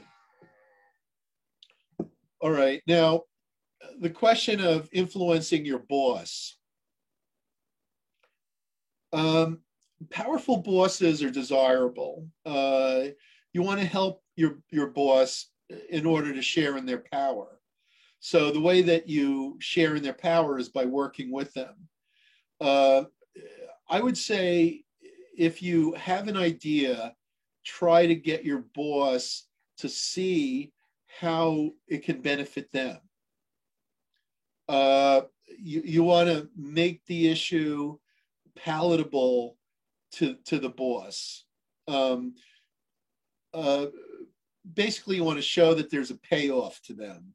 You want to bundle that issue with other things that are relevant to your boss's desire. You also, in doing so, you want to be congruent, you want to be truthful, and you want to display credibility. In other words, you want to talk about things you have expertise in. You want to show that you fit the organizational norms. Some bosses are abusive. Some micromanage, some have mercurial mood swings, some act capriciously. Some insult you or derogate your status or ignore what you say. Some are obsessed with loyalty. There's no shortage of boss behavior that can be difficult to deal with. I disagree with your book that you want to ever resist influence attempts based on retribution or any other method. That, in other words, if you have a boss whom you don't like, my advice is to try to win them over, try to understand their point of view, try to mirror their mode of behavior, try to win them over, and look for another job. All right. I think What? The book was talking about the cases where it's unfair, where the person is using retribution over the boundaries. Yeah, even where it's unfair, allow them to be unfair. You should just shut your mouth and do what you got to do. All right. I would say, like what I told you a few minutes ago, was that psychopathic behavior isn't that rare in companies, and the prevalence of psychopaths is much greater than in the general public. So basically, there's always a good chance that your boss is not going to respect you if you stand up to them. There's a chance that they will, but I would not use that stand up to them strategy unless you have another job lined up. All right, what I would do in the meantime is just play along with them, do what they say, try to win them over, try to get on their good side and try to become one of their favorites. But don't resist. Don't use countervailing power to shift dependence to independence, or confront the individual, or actively resist. I think those are all bad ideas. Question, Professor. Yes. So if this person, this boss is doing, I think one of the examples you used was, once it crosses the line into abusive behavior, why would you not escalate the situation or get your human resource department involved? Because once you've poisoned your relationship with your boss, you'll never have a chance to move up in that company. But why would you want to have a good relationship with this person or move up in a company where they don't value well, then just quit. I mean, if you don't care, then quit. Why are you still there? Well, you can have many reasons, especially like if you need a job. Why do you, the non-problematic person, have to leave? I don't understand that thinking. All right. Life ain't fair. I think she's like modernized, we're modernized. No, it's true. It's unfair. I mean, I know it's hard to hear what I'm saying. Ever since the world began, there have always been these asymmetries. There are some people who have more power and others who have less. And if you want to be the one who has the power, you have to play a certain kind of game. If you're happy not having the power, then follow. In other words, if you resist the boss, you'll never move up in the organization. All right. Now, let's say your boss does something like overtly illegal, like what Cuomo did.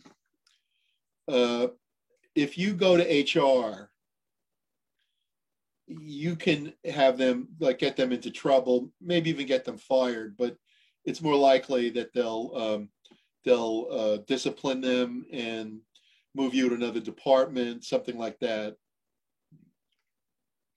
If you go to HR, what's your future then? You'll always be known as the person who did that. So the likelihood of you ever getting promoted is probably nil. So, I'm not saying, sometimes these things are unbearable and you don't mind doing that because you'll just use the time to look for another job, which is fine. I mean, if you're saying, all right, I'll confront the boss, but meanwhile, I'll look for a job and hopefully I'll find one. I've done stuff like that. The truth is, if you have any hope of staying in that company, you've pretty much ended it when you have that confrontative situation. All right. So the reason I'm saying not to do it is because if you win the boss over, you can negotiate a transfer elsewhere in the company, and you could say goodbye to them. But if you get into a conflict with them, your life will be unhappy for the time that's remaining there. That's why.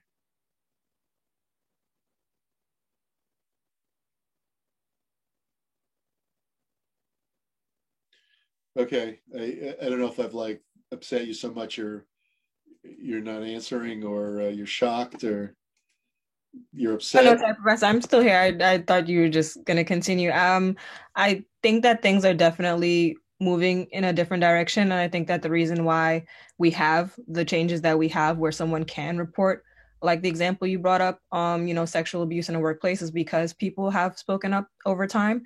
You may not be in a situation where you reap the immediate benefits, but I don't think that continuing to let these behaviors slide because they're the norm is it's usually not that. That's unusual thing. It's usually stuff like your boss, like, tells you to do something, then tears it up, or, it's usually not something that, the company's going to care about, like they'll yell at people or stuff like that. So, if they do something criminal, that's a different story, but that's not the rule.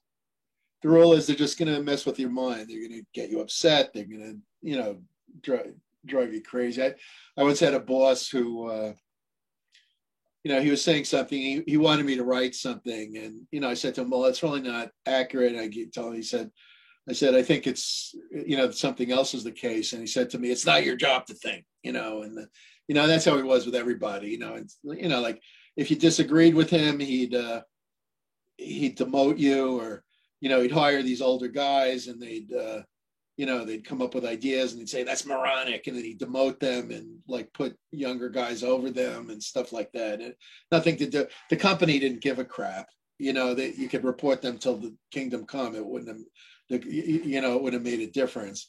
With the sexual harassment, I once had a student at a major company that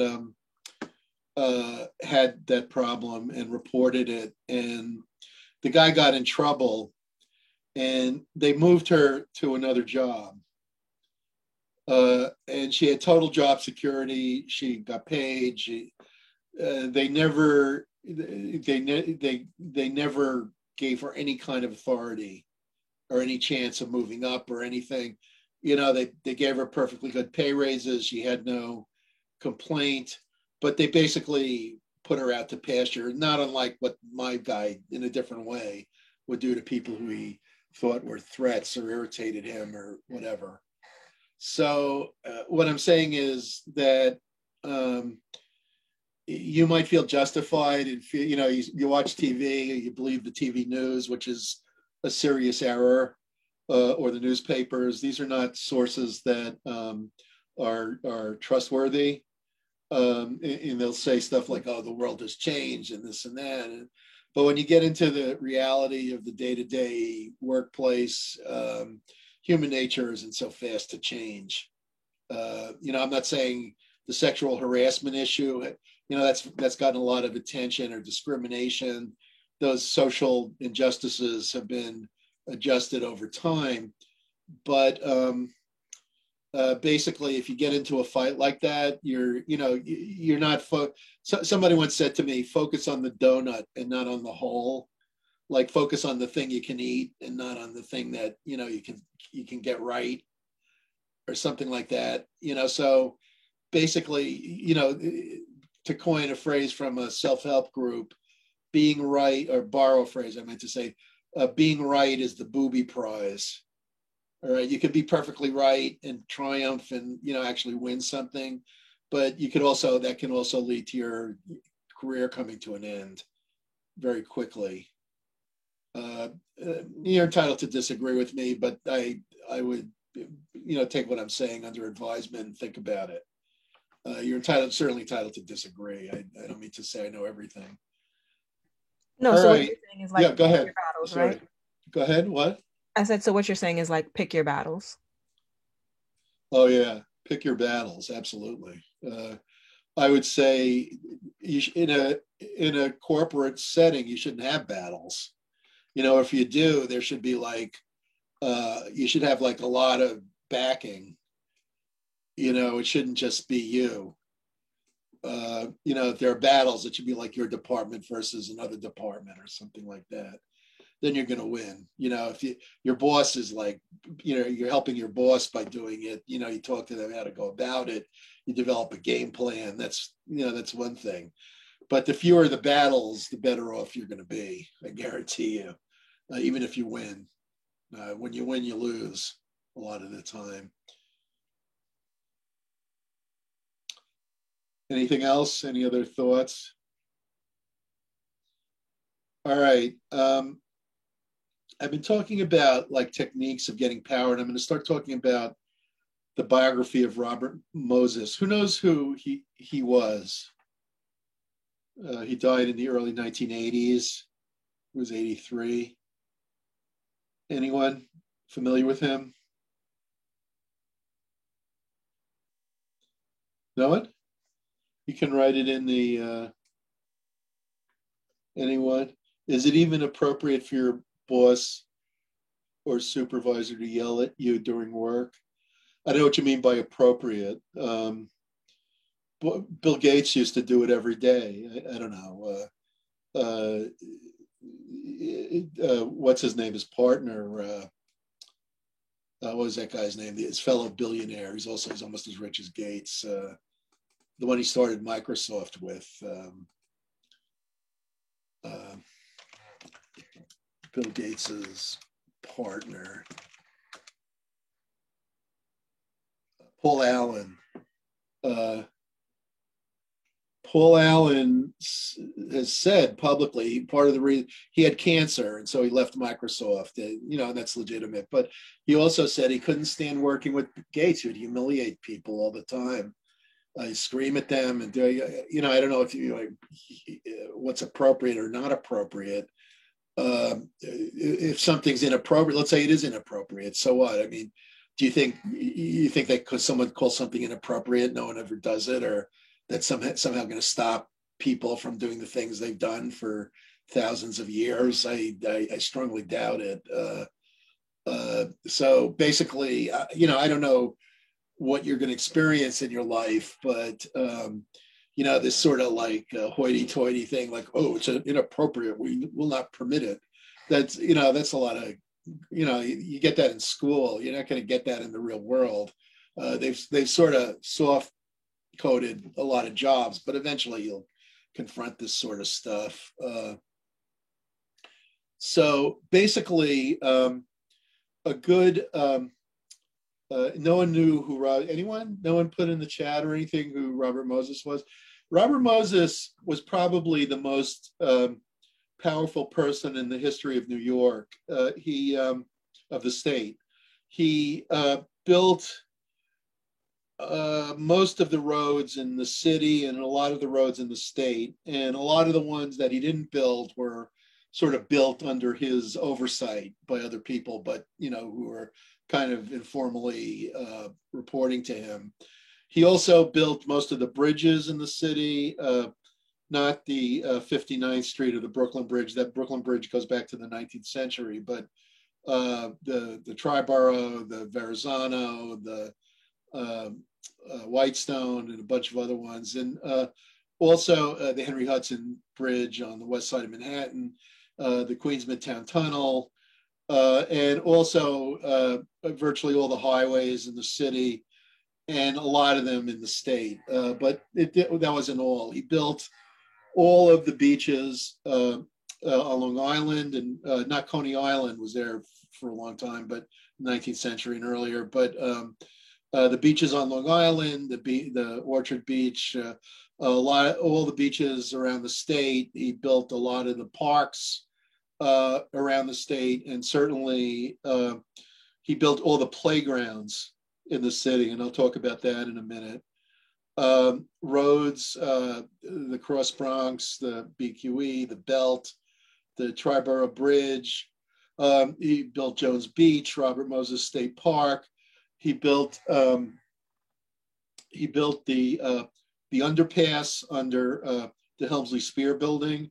He built the United Nations building. He built the aquarium in Brooklyn, and I'll talk about that in a minute, and a lot more, Shea Stadium, and on and on. He held 12 jobs, New York State and New York City jobs at the same time. When I was a little kid, he was the head of the New York World's Fair in '64.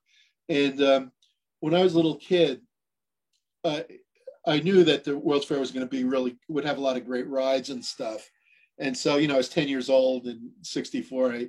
I really wanted the World's Fair. It was like a subway right away. In those days, the kids rode the subway alone. And, basically, I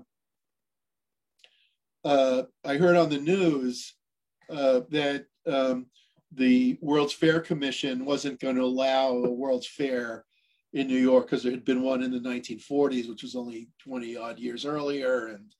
And basically it was too soon. And I said, I'm really sad. I was hoping there'd be a World's Fair. My father said, don't worry, there's going to be a World's Fair, because New York has this guy named Robert Moses. And if he wants a World's Fair, there will be a World's Fair. And it doesn't matter who says he can't do it. It doesn't matter if the Queen of England says, or the United Nations, or anybody else. If he wants to do it, he will have it done. And that was how powerful he was at that point. And it was true. My father was right. He did, in fact, have the World's Fair. But not every country participated because he had rammed it through. But to make that up, he was able to get the Catholic Church to take apart one of its most famous statues, the Pieta, ship it to Queens, and reassemble it and show it. One of the great works of Michelangelo, and basically he was able to get all kinds of companies, and it was a great thing. It didn't make money, and it was a failure, and it was part of why he lost power. But basically, he could get something like that done. He was that powerful at that point. And the book, The Power Broker by Robert Caro, is the source of what I'm about to say. It's a wonderful book. It's 1,200 pages, one of the best books I ever read. It's chock full of all kinds of amazing stuff. Basically, when I worked briefly for the New York State Assembly Ways and Means Committee, which is the committee that oversees the state finances for the State Assembly. And my boss said to me, if you want to understand the politics of New York State, you just need to read one book, The Power Broker. That not only tells you about Moses, tells you about New York State as a whole and what the culture of the state is. How did he get all his power? Well, the amazing thing is he didn't start working until he was 37. And he spent all that time, he was from a wealthy background, and he made a lot of contacts at Yale, not least of whom Senator Robert Taft of the Yale Skull and Bone Society, son of the only person to be both a president and Supreme Court Chief Justice, William Howard Taft.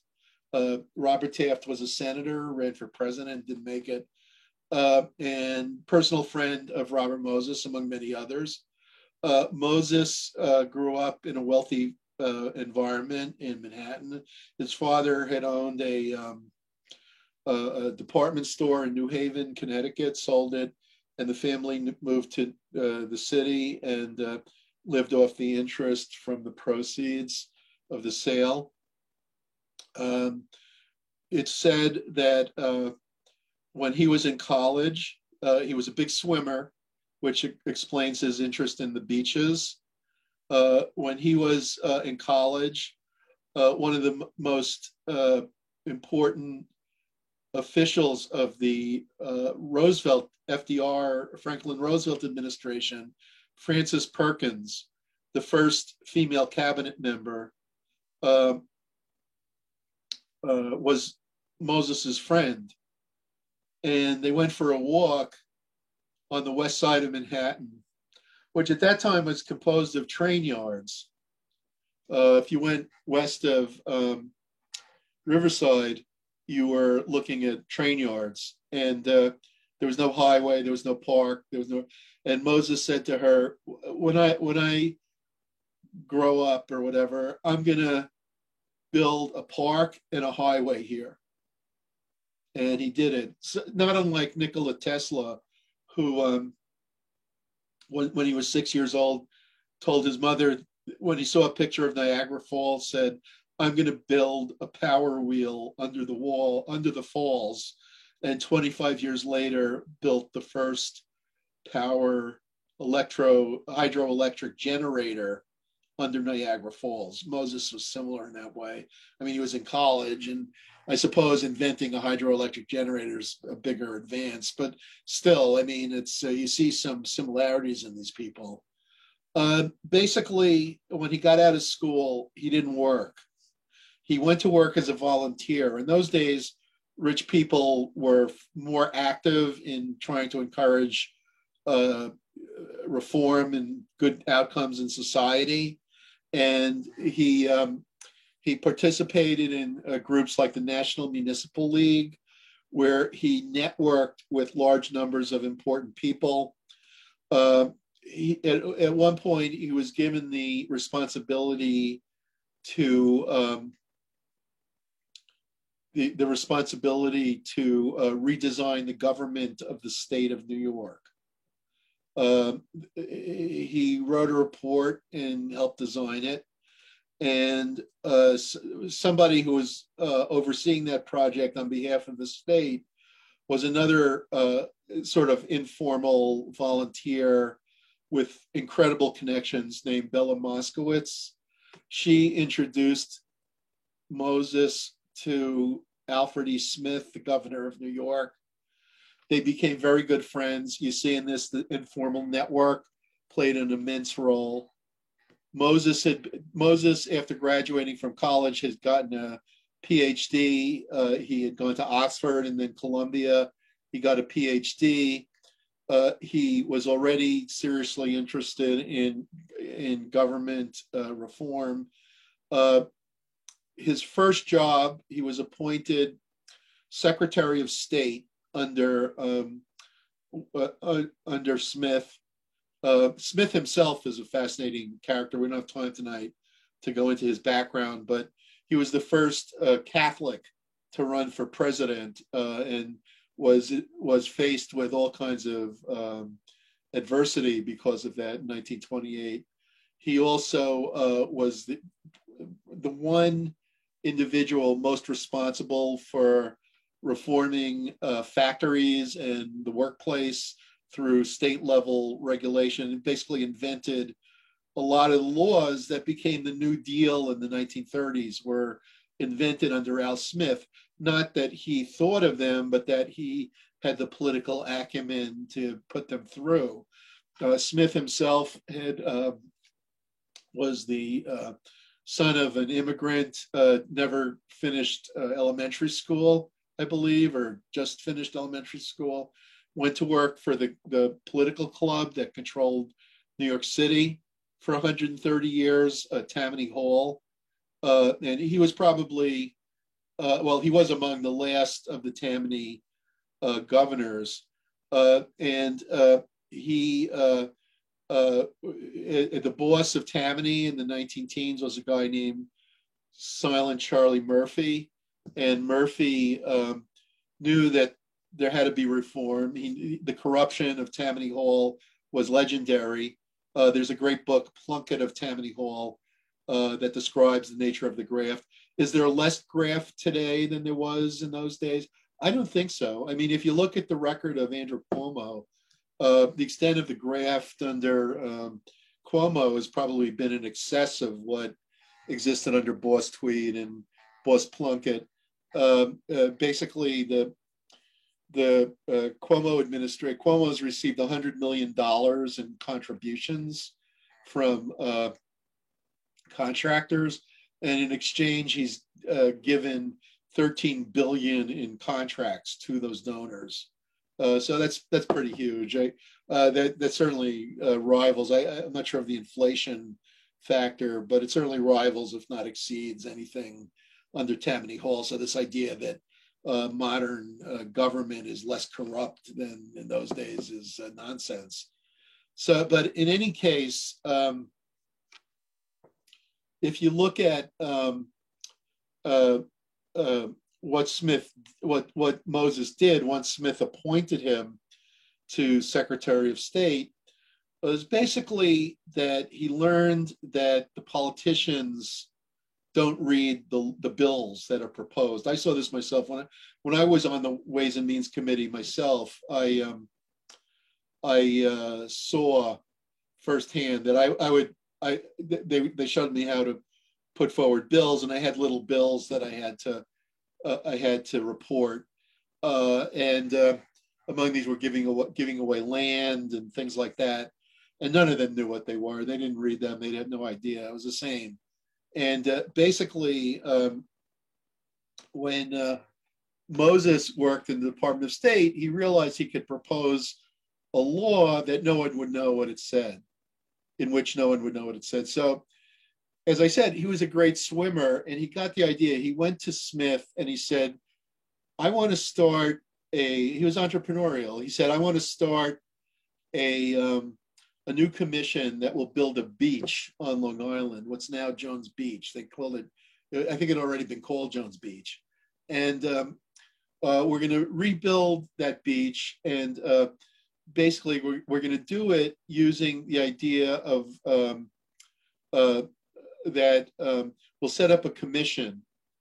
And the commission will be authorized by a law, and the commission will be responsible for building the beach. Now, Smith said, okay, why don't you put forward a law and I'll have it passed. And of course, Smith had been the head of the New York State Assembly. He was highly influential, of course, as governor, and he was able to get laws passed. Tammany was a club. And, it's interesting that Moses was, you could say he was the last of the Tammany people, or you could say he was the first of the non-Tammany people. It's hard to pinpoint exactly, because he was appointed by Smith, and he was always loyal to Smith. And people who didn't like him, including Franklin Roosevelt, saw him as a Tammany guy, whereas the Times, and I'll get to that in a second, saw him as an anti-Tammany guy in a way. And so basically,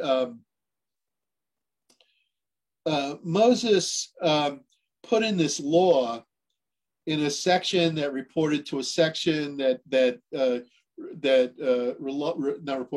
referred to a section that referred to another section. Buried in this law, there was a stipulation that the head of the Long Island Parks Commission would have the power to condemn any property in New York. And when the law was passed, he built Jones Beach. It was a huge hit. It gained him a lot of notoriety, but there was a problem. There were no roads to get to the beach. So he had this idea that we're going to build parks for cars, that we're going to build parkways. And the parkways are going to be roads with no commercial traffic, no trucks allowed. It's very important to him. And he put forward he built the Northern State. And when he built the Northern State, he went out of his way to condemn several properties of the multi-millionaires, the super rich that lived on the North Shore of Long Island at that time, and were depicted in the great novel, The Great Gatsby, by F. Scott Fitzgerald. And he condemned the home of one of these robber barons, they were called, and it got into the newspaper immediately that this sort of upstart had condemned these houses of these super rich people to build a highway. and it created quite a stir. And then they found out that he had the authority to do it. And then that became famous too. And suddenly he became really well known. But he backed off. He didn't condemn their houses. And that's why the Northern State Parkway bends around a lot. And apparently it takes a lot longer to drive out to the island because of that. But what he did do was, recognizing through his travels that Iphigenia Sulzberger, the New York Times heiress, wanted to build playgrounds. Why? Because in the 1920s and 1930s, the kids were playing in the street. If you listen to the song East Side, West Side, All Around the Town, everyone's heard of that song. That was written in the 1890s, and it's about the children playing in the street. And they were still playing in the street, but the problem was that the automobiles were mowing them down. They were dying from car accidents. And so Iphigenia Sulzberger wanted to build playgrounds, but Tammany Hall was too corrupt. They had no interest in playgrounds. They wanted, if they had some extra money, they wanted it for themselves. So basically, Moses, knowing that he had the authority to condemn any property, went around the city condemning odd lot properties and turning them into playgrounds. And he built over 600 playgrounds. Okay, so, all right, well, he did a great social good by building playgrounds, there's no question, but he also did something else. He won over Iphigenia Sulzberger because that was one of her main causes. So in other words, from then on, the New York Times would never condemn him, and they backed him every step of the way so he could do no evil. And remember that power in its early stages is often used for the right reasons, as the person obtaining the power is using that power to obtain resources that are needed. So as he's building playgrounds and these early roads, he's doing things that are much needed. But then as the power solidifies, he starts to do things that aren't as badly needed. Okay, and we'll get to those in a minute. So basically, Moses got this idea. You could get to the Jones Beach and the other beaches he was building via the Northern State Parkway, and then other parkways he was building, the Southern State, and so on. But you could not get to the island from Manhattan easily. You had to ferry your car across. There was a ferry in Astoria and so on, which he later closed. But how would you get your car to the Northern State? There had to be a bridge. But the problem was that the public didn't like bridges. All right, they didn't like bridges because they cost a lot of money. And when there was a bond proposal that the public could vote on, the public knew that the politicians would steal the money. So they basically voted against any bond proposals. So Moses got the idea, let's not do it through the government. We'll do something different. We'll set up a private corporation. The corporation will borrow the money from banks, and the corporation will be repaid through tolls. So we'll set up a toll bridge. This idea had existed in the 19th century, but it was unused in the 20th century until Moses thought of this idea. And so what he did in the case of the Henry Hudson Bridge was he built a parkway, and you can see, like, in his mind how important the visual aspects of the parkways were.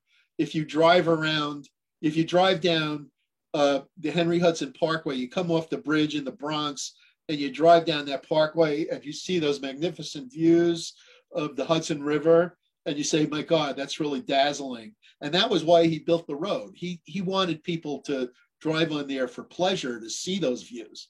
That was what he thought he was doing. And he built the bridge to give the drivers access to the parkway, so from the Bronx. And so what did he do? He set up a corporation, a public authority, that built the Henry Hudson Bridge.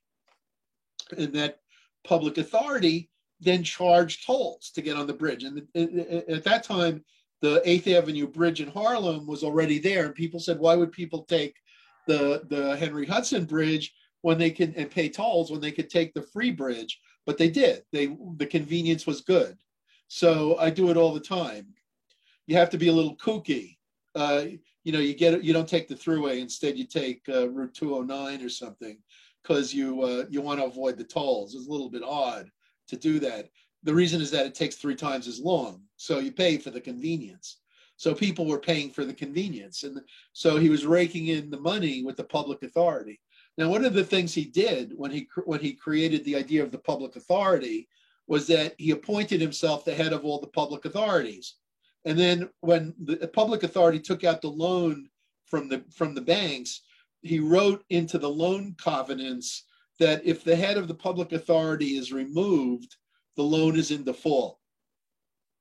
And he did that in every public. He basically started one after the other, something like 7 or 8 of these public authorities, and he was the head of all of them, the Triborough Bridge and Tunnel Authority being the chief one. And that was always the center of his network. But he was the head of all different public authorities. And basically in all of them, it was written that if the head of the public authority is removed from office during the loan will be in default. So if the politicians ever said that they're going to fire him, he would say, well, you're going to bankrupt the city, and basically use the threat is worse than the thing. He'd scare them into not doing anything to him. So basically, he had built all these bridges. He had built all these highways.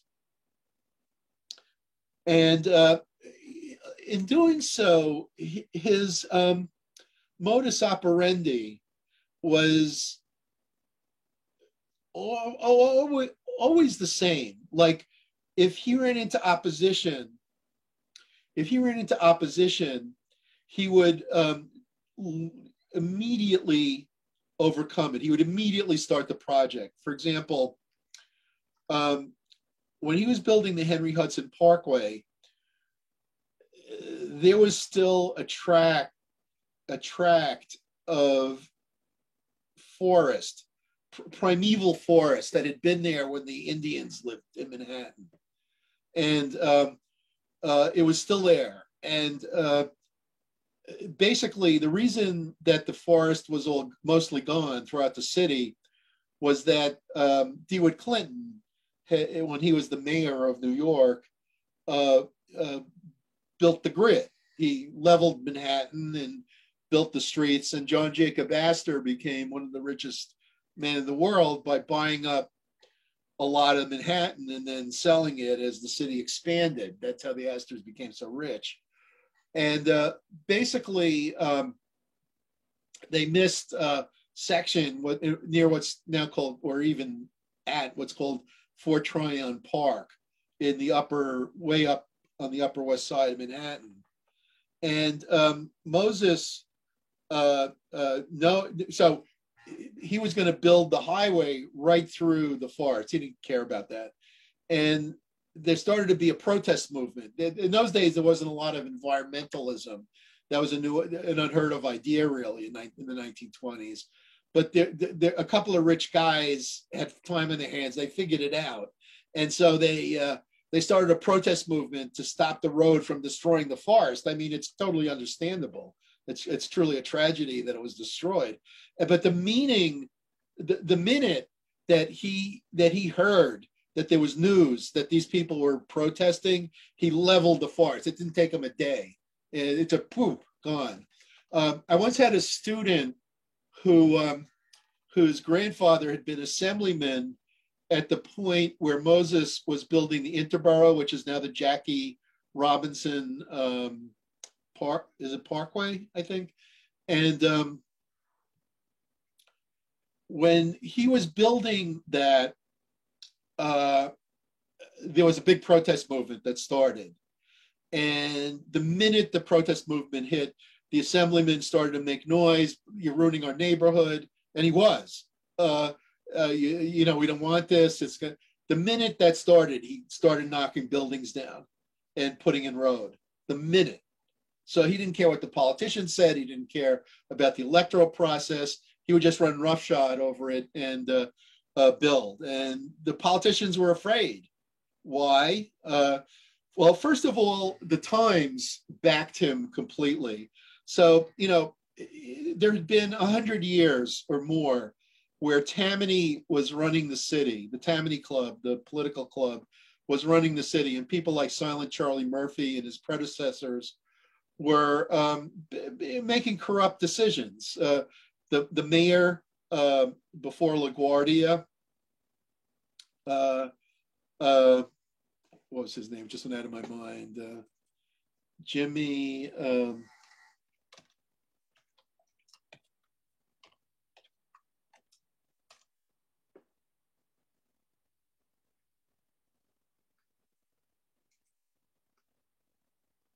Well, I'll remember in a second.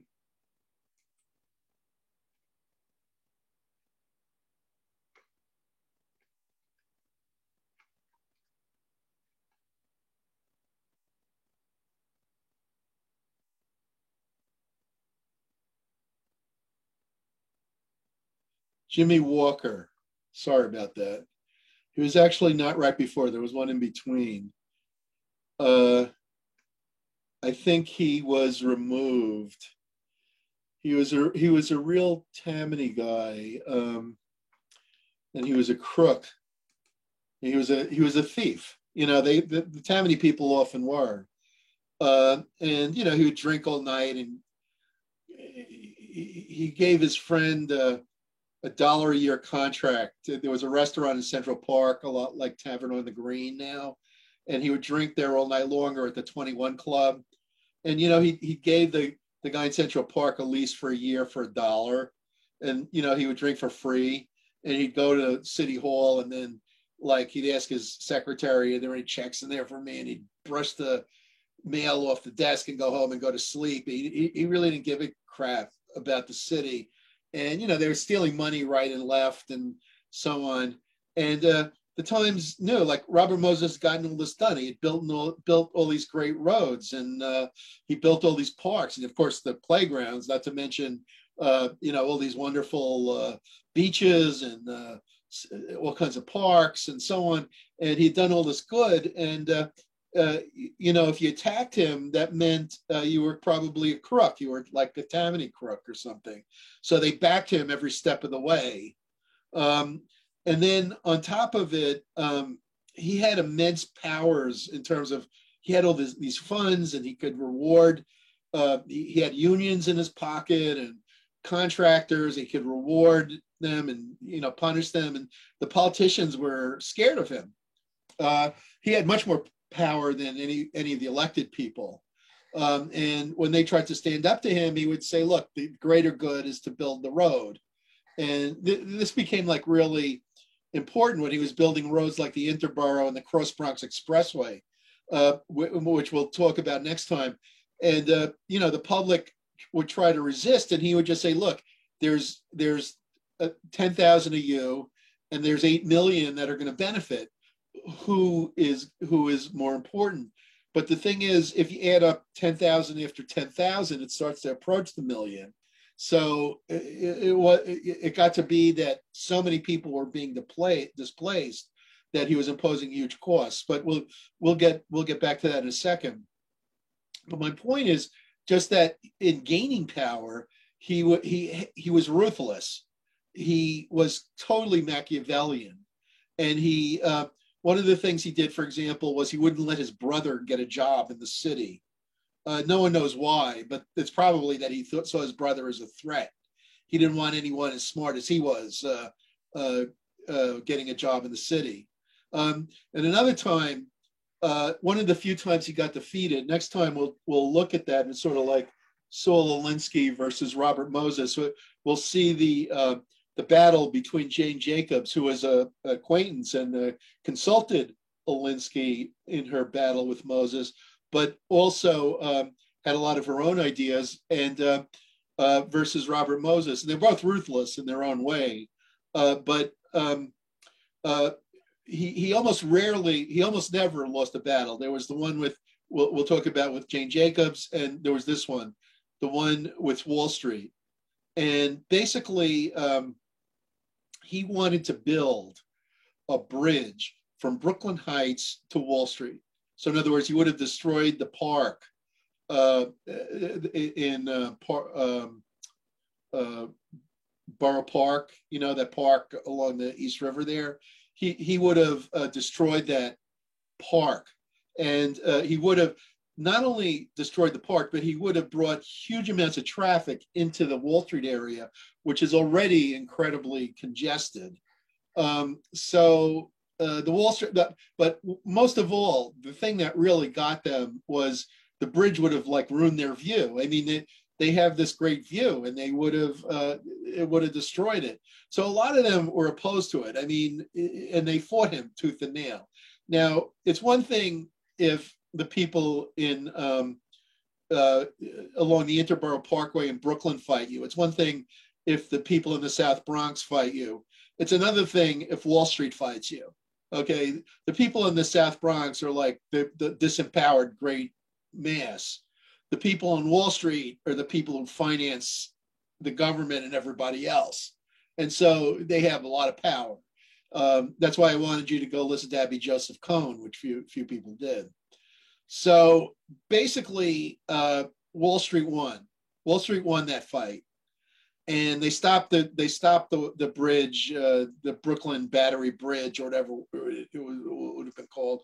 Instead, there's a tunnel there that he built there, and it kind of loops around and goes on. It goes on to the FDR. But he was pissed. He was angry. He was annoyed that the Wall Street people had beaten him. He didn't like that. So what he did was, at that time, the aquarium was located in the fort in Battery Park, the park where there's the ferry to Statue of Liberty. There's a fort there. I think it's now an immigrant museum or something. And in those days, that's where the aquarium was. And people in Wall Street would go there for lunch.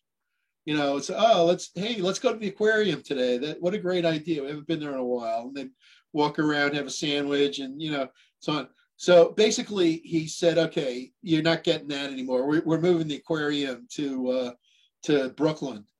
And I remember when the aquarium opened in Brooklyn. And I went there within a year or two of its opening, and basically he was going to raise the fort.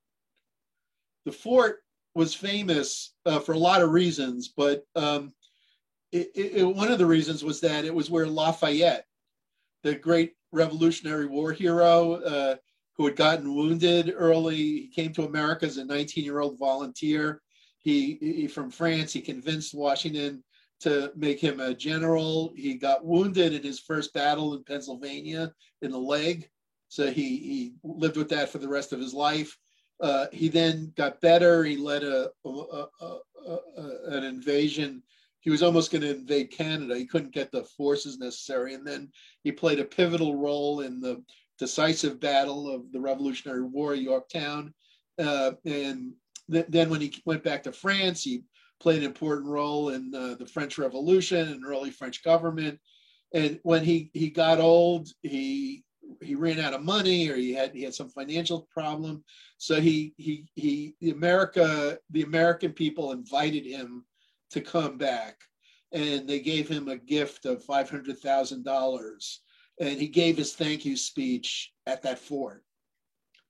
That's where he gave the thank you speech. And Moses was going to raise the fort. He was going to tear it down because he was mad at Wall Street for not letting him build a bridge. And Roosevelt, who knew Moses well because he had been governor of New York, and he hated, especially Eleanor Roosevelt, hated Moses, sent the U.S. Army to protect the fort.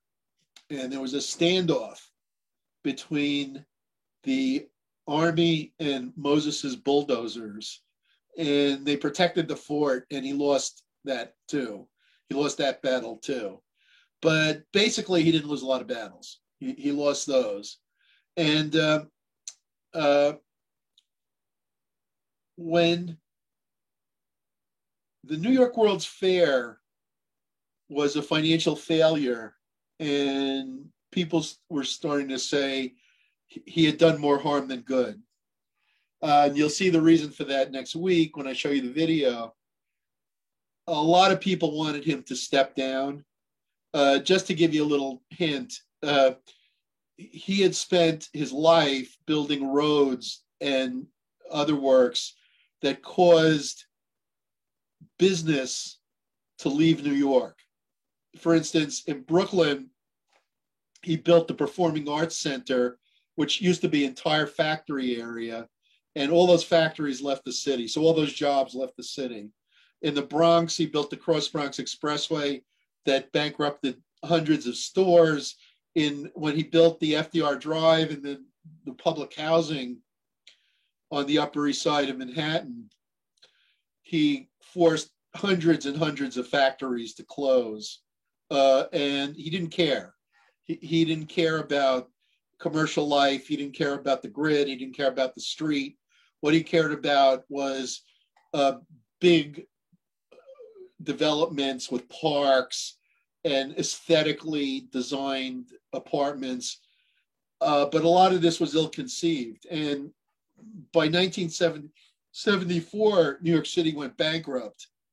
A lot of it had to do with the public unions and the disgraceful accounting practices that the state had followed. But a lot of it was also that a lot of it also had to do with the exit of the port, the death of the New York port, which the film will address. But it's also true that Moses had killed a lot of commercial life in the city, and it never came back. New York became a services city. When I was a kid, you saw the guys at 4 o'clock. If you rode the subway at 4 or 5 in the morning, I once had a job like that. The subway would be filled with these factory guys taking the subway to their workplace with the lunch bag and the tough looking guys with and basically you didn't mess with them, and basically all those jobs got messed with, and all those jobs left the city, and the city became a services only city in large part. It hadn't been before that, and it lost a lot of its wealth, and it went bankrupt in 74. So, but it wasn't just that; it was also the nature of the public housing, which they'll talk about in the film. And at one point, but by 62 or so, Lindsay was mayor. 64, Lindsay got elected. I'm sorry. And was it 64? 66. 66, I think it was. Lindsay got elected, and Lindsay, Lindsay elected 65. So when Lindsay got elected, he sent an emissary to Moses to try to convince him to quit. And Moses, the guy said that Moses was talking in code. He didn't understand what he was talking about, but he told him to meet him at the state capitol at such and such a date. And Lindsay flew up there to Albany, and he thought it would be a private meeting, and it was going to be a public event, a night in honor of Robert Moses. He described, Cairo in his book, The Power Broker, describes this in a chapter called The Parade of the Power Brokers. And Moses had like a speaker every power broker in the city, all of whom were loyal to him. He had the heads of the unions, the heads of the contracting companies, the construction companies, the banks, the investment banks, the Catholic Church, the politicians, and on, one after the other of these powerful people giving speeches on his behalf and saying what a great institution he's been. And basically, Lindsay was one of the speakers, and he just said a few words and flew away in silence. And he couldn't overturn Moses, and he stayed on for a few more years. But the ones who really got rid of him were the Rockefellers, and in particular Nelson Rockefeller, governor of New York, the less powerful brother of David Rockefeller. And Nelson later became vice president, decided that they could get rid of him and that the bond covenants didn't matter. He consulted his brother, the most powerful banker, and he said to his brother, can we get those bond covenants eliminated or overlooked? And his brother said, absolutely. And they ultimately got rid of Moses that way. But it was a long time coming, and it wasn't until I think the early 70s that Moses was finally out of office. He was in there for a good 45 years. And if you read The Power Broker, he's got pictures in there of Moses with every president, from Hoover to Eisenhower, every mayor over the same period, every governor over the same period. Although to him, the only real governor was Alfred Smith. He was always loyal to Smith. And basically, there's pictures of him with people like Queen Elizabeth and Francisco Franco and, and on and on. And, the Pope, and they all seem to be bowing to him rather than the other way around. He was not only a city and state force, but also a global force. For instance, when Rockefeller donated the land on which the United Nations was built, and you should consider that, what I was saying about the Council on Foreign Relations also. And basically, who was to build it? Moses, of course. So, Moses and Rockefeller, they built the United Nations building in the city, and there's lots of other stuff. Why was the Catholic Church so loyal to him? Part of it was the land given to Fordham University, land worth in any era a huge amount of money that was given to them adjacent to Lincoln Center, which Moses also built. So basically, he built the World Trade Center and on and on. There are a lot of things that no longer are there. The parks, for instance, when I was growing up, the parks still bore the imprint of his design capabilities. At some point, they were changed. Okay, so it's after 9, and I always say I'll let you go at 9. So I have just a few more words to say, and I'll finish that next time, and we'll look at the video about Robert Moses, and we'll be able to see how Moses exemplifies all of the personal characteristics, all of the positional characteristics, and all of the pitfalls of power. All right, so I'm sorry I went over a few minutes. Have a good night, and we'll continue with this discussion next time. And please stay on board if you have any further questions or you want to raise any questions that are new or anything else. Thank you, Professor. Have a good night. Thank you. You too. Have a good night, everybody. Thank you, Professor. Have a good night. You too, Joshua. Have a good night. Good night, Good night. everybody. Thank you, everybody. Professor. Have a good one, Dana.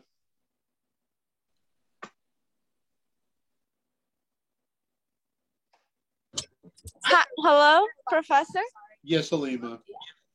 I had Wi-Fi connection issues and it didn't let me in until like later in the class. I'm sorry about that. Okay, let me make sure.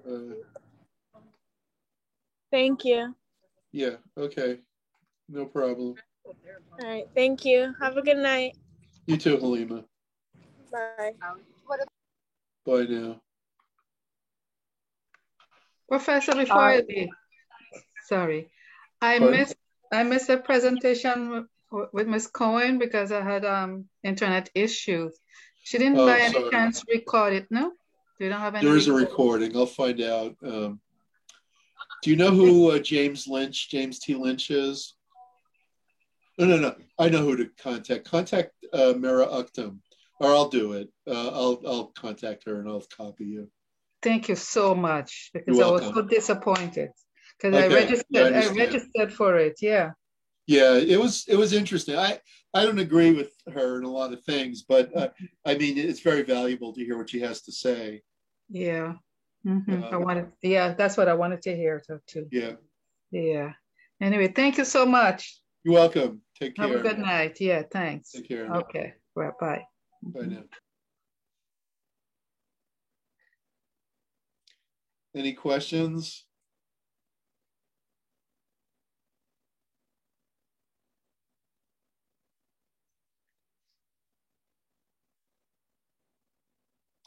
Okay, if I don't hear from anyone, I will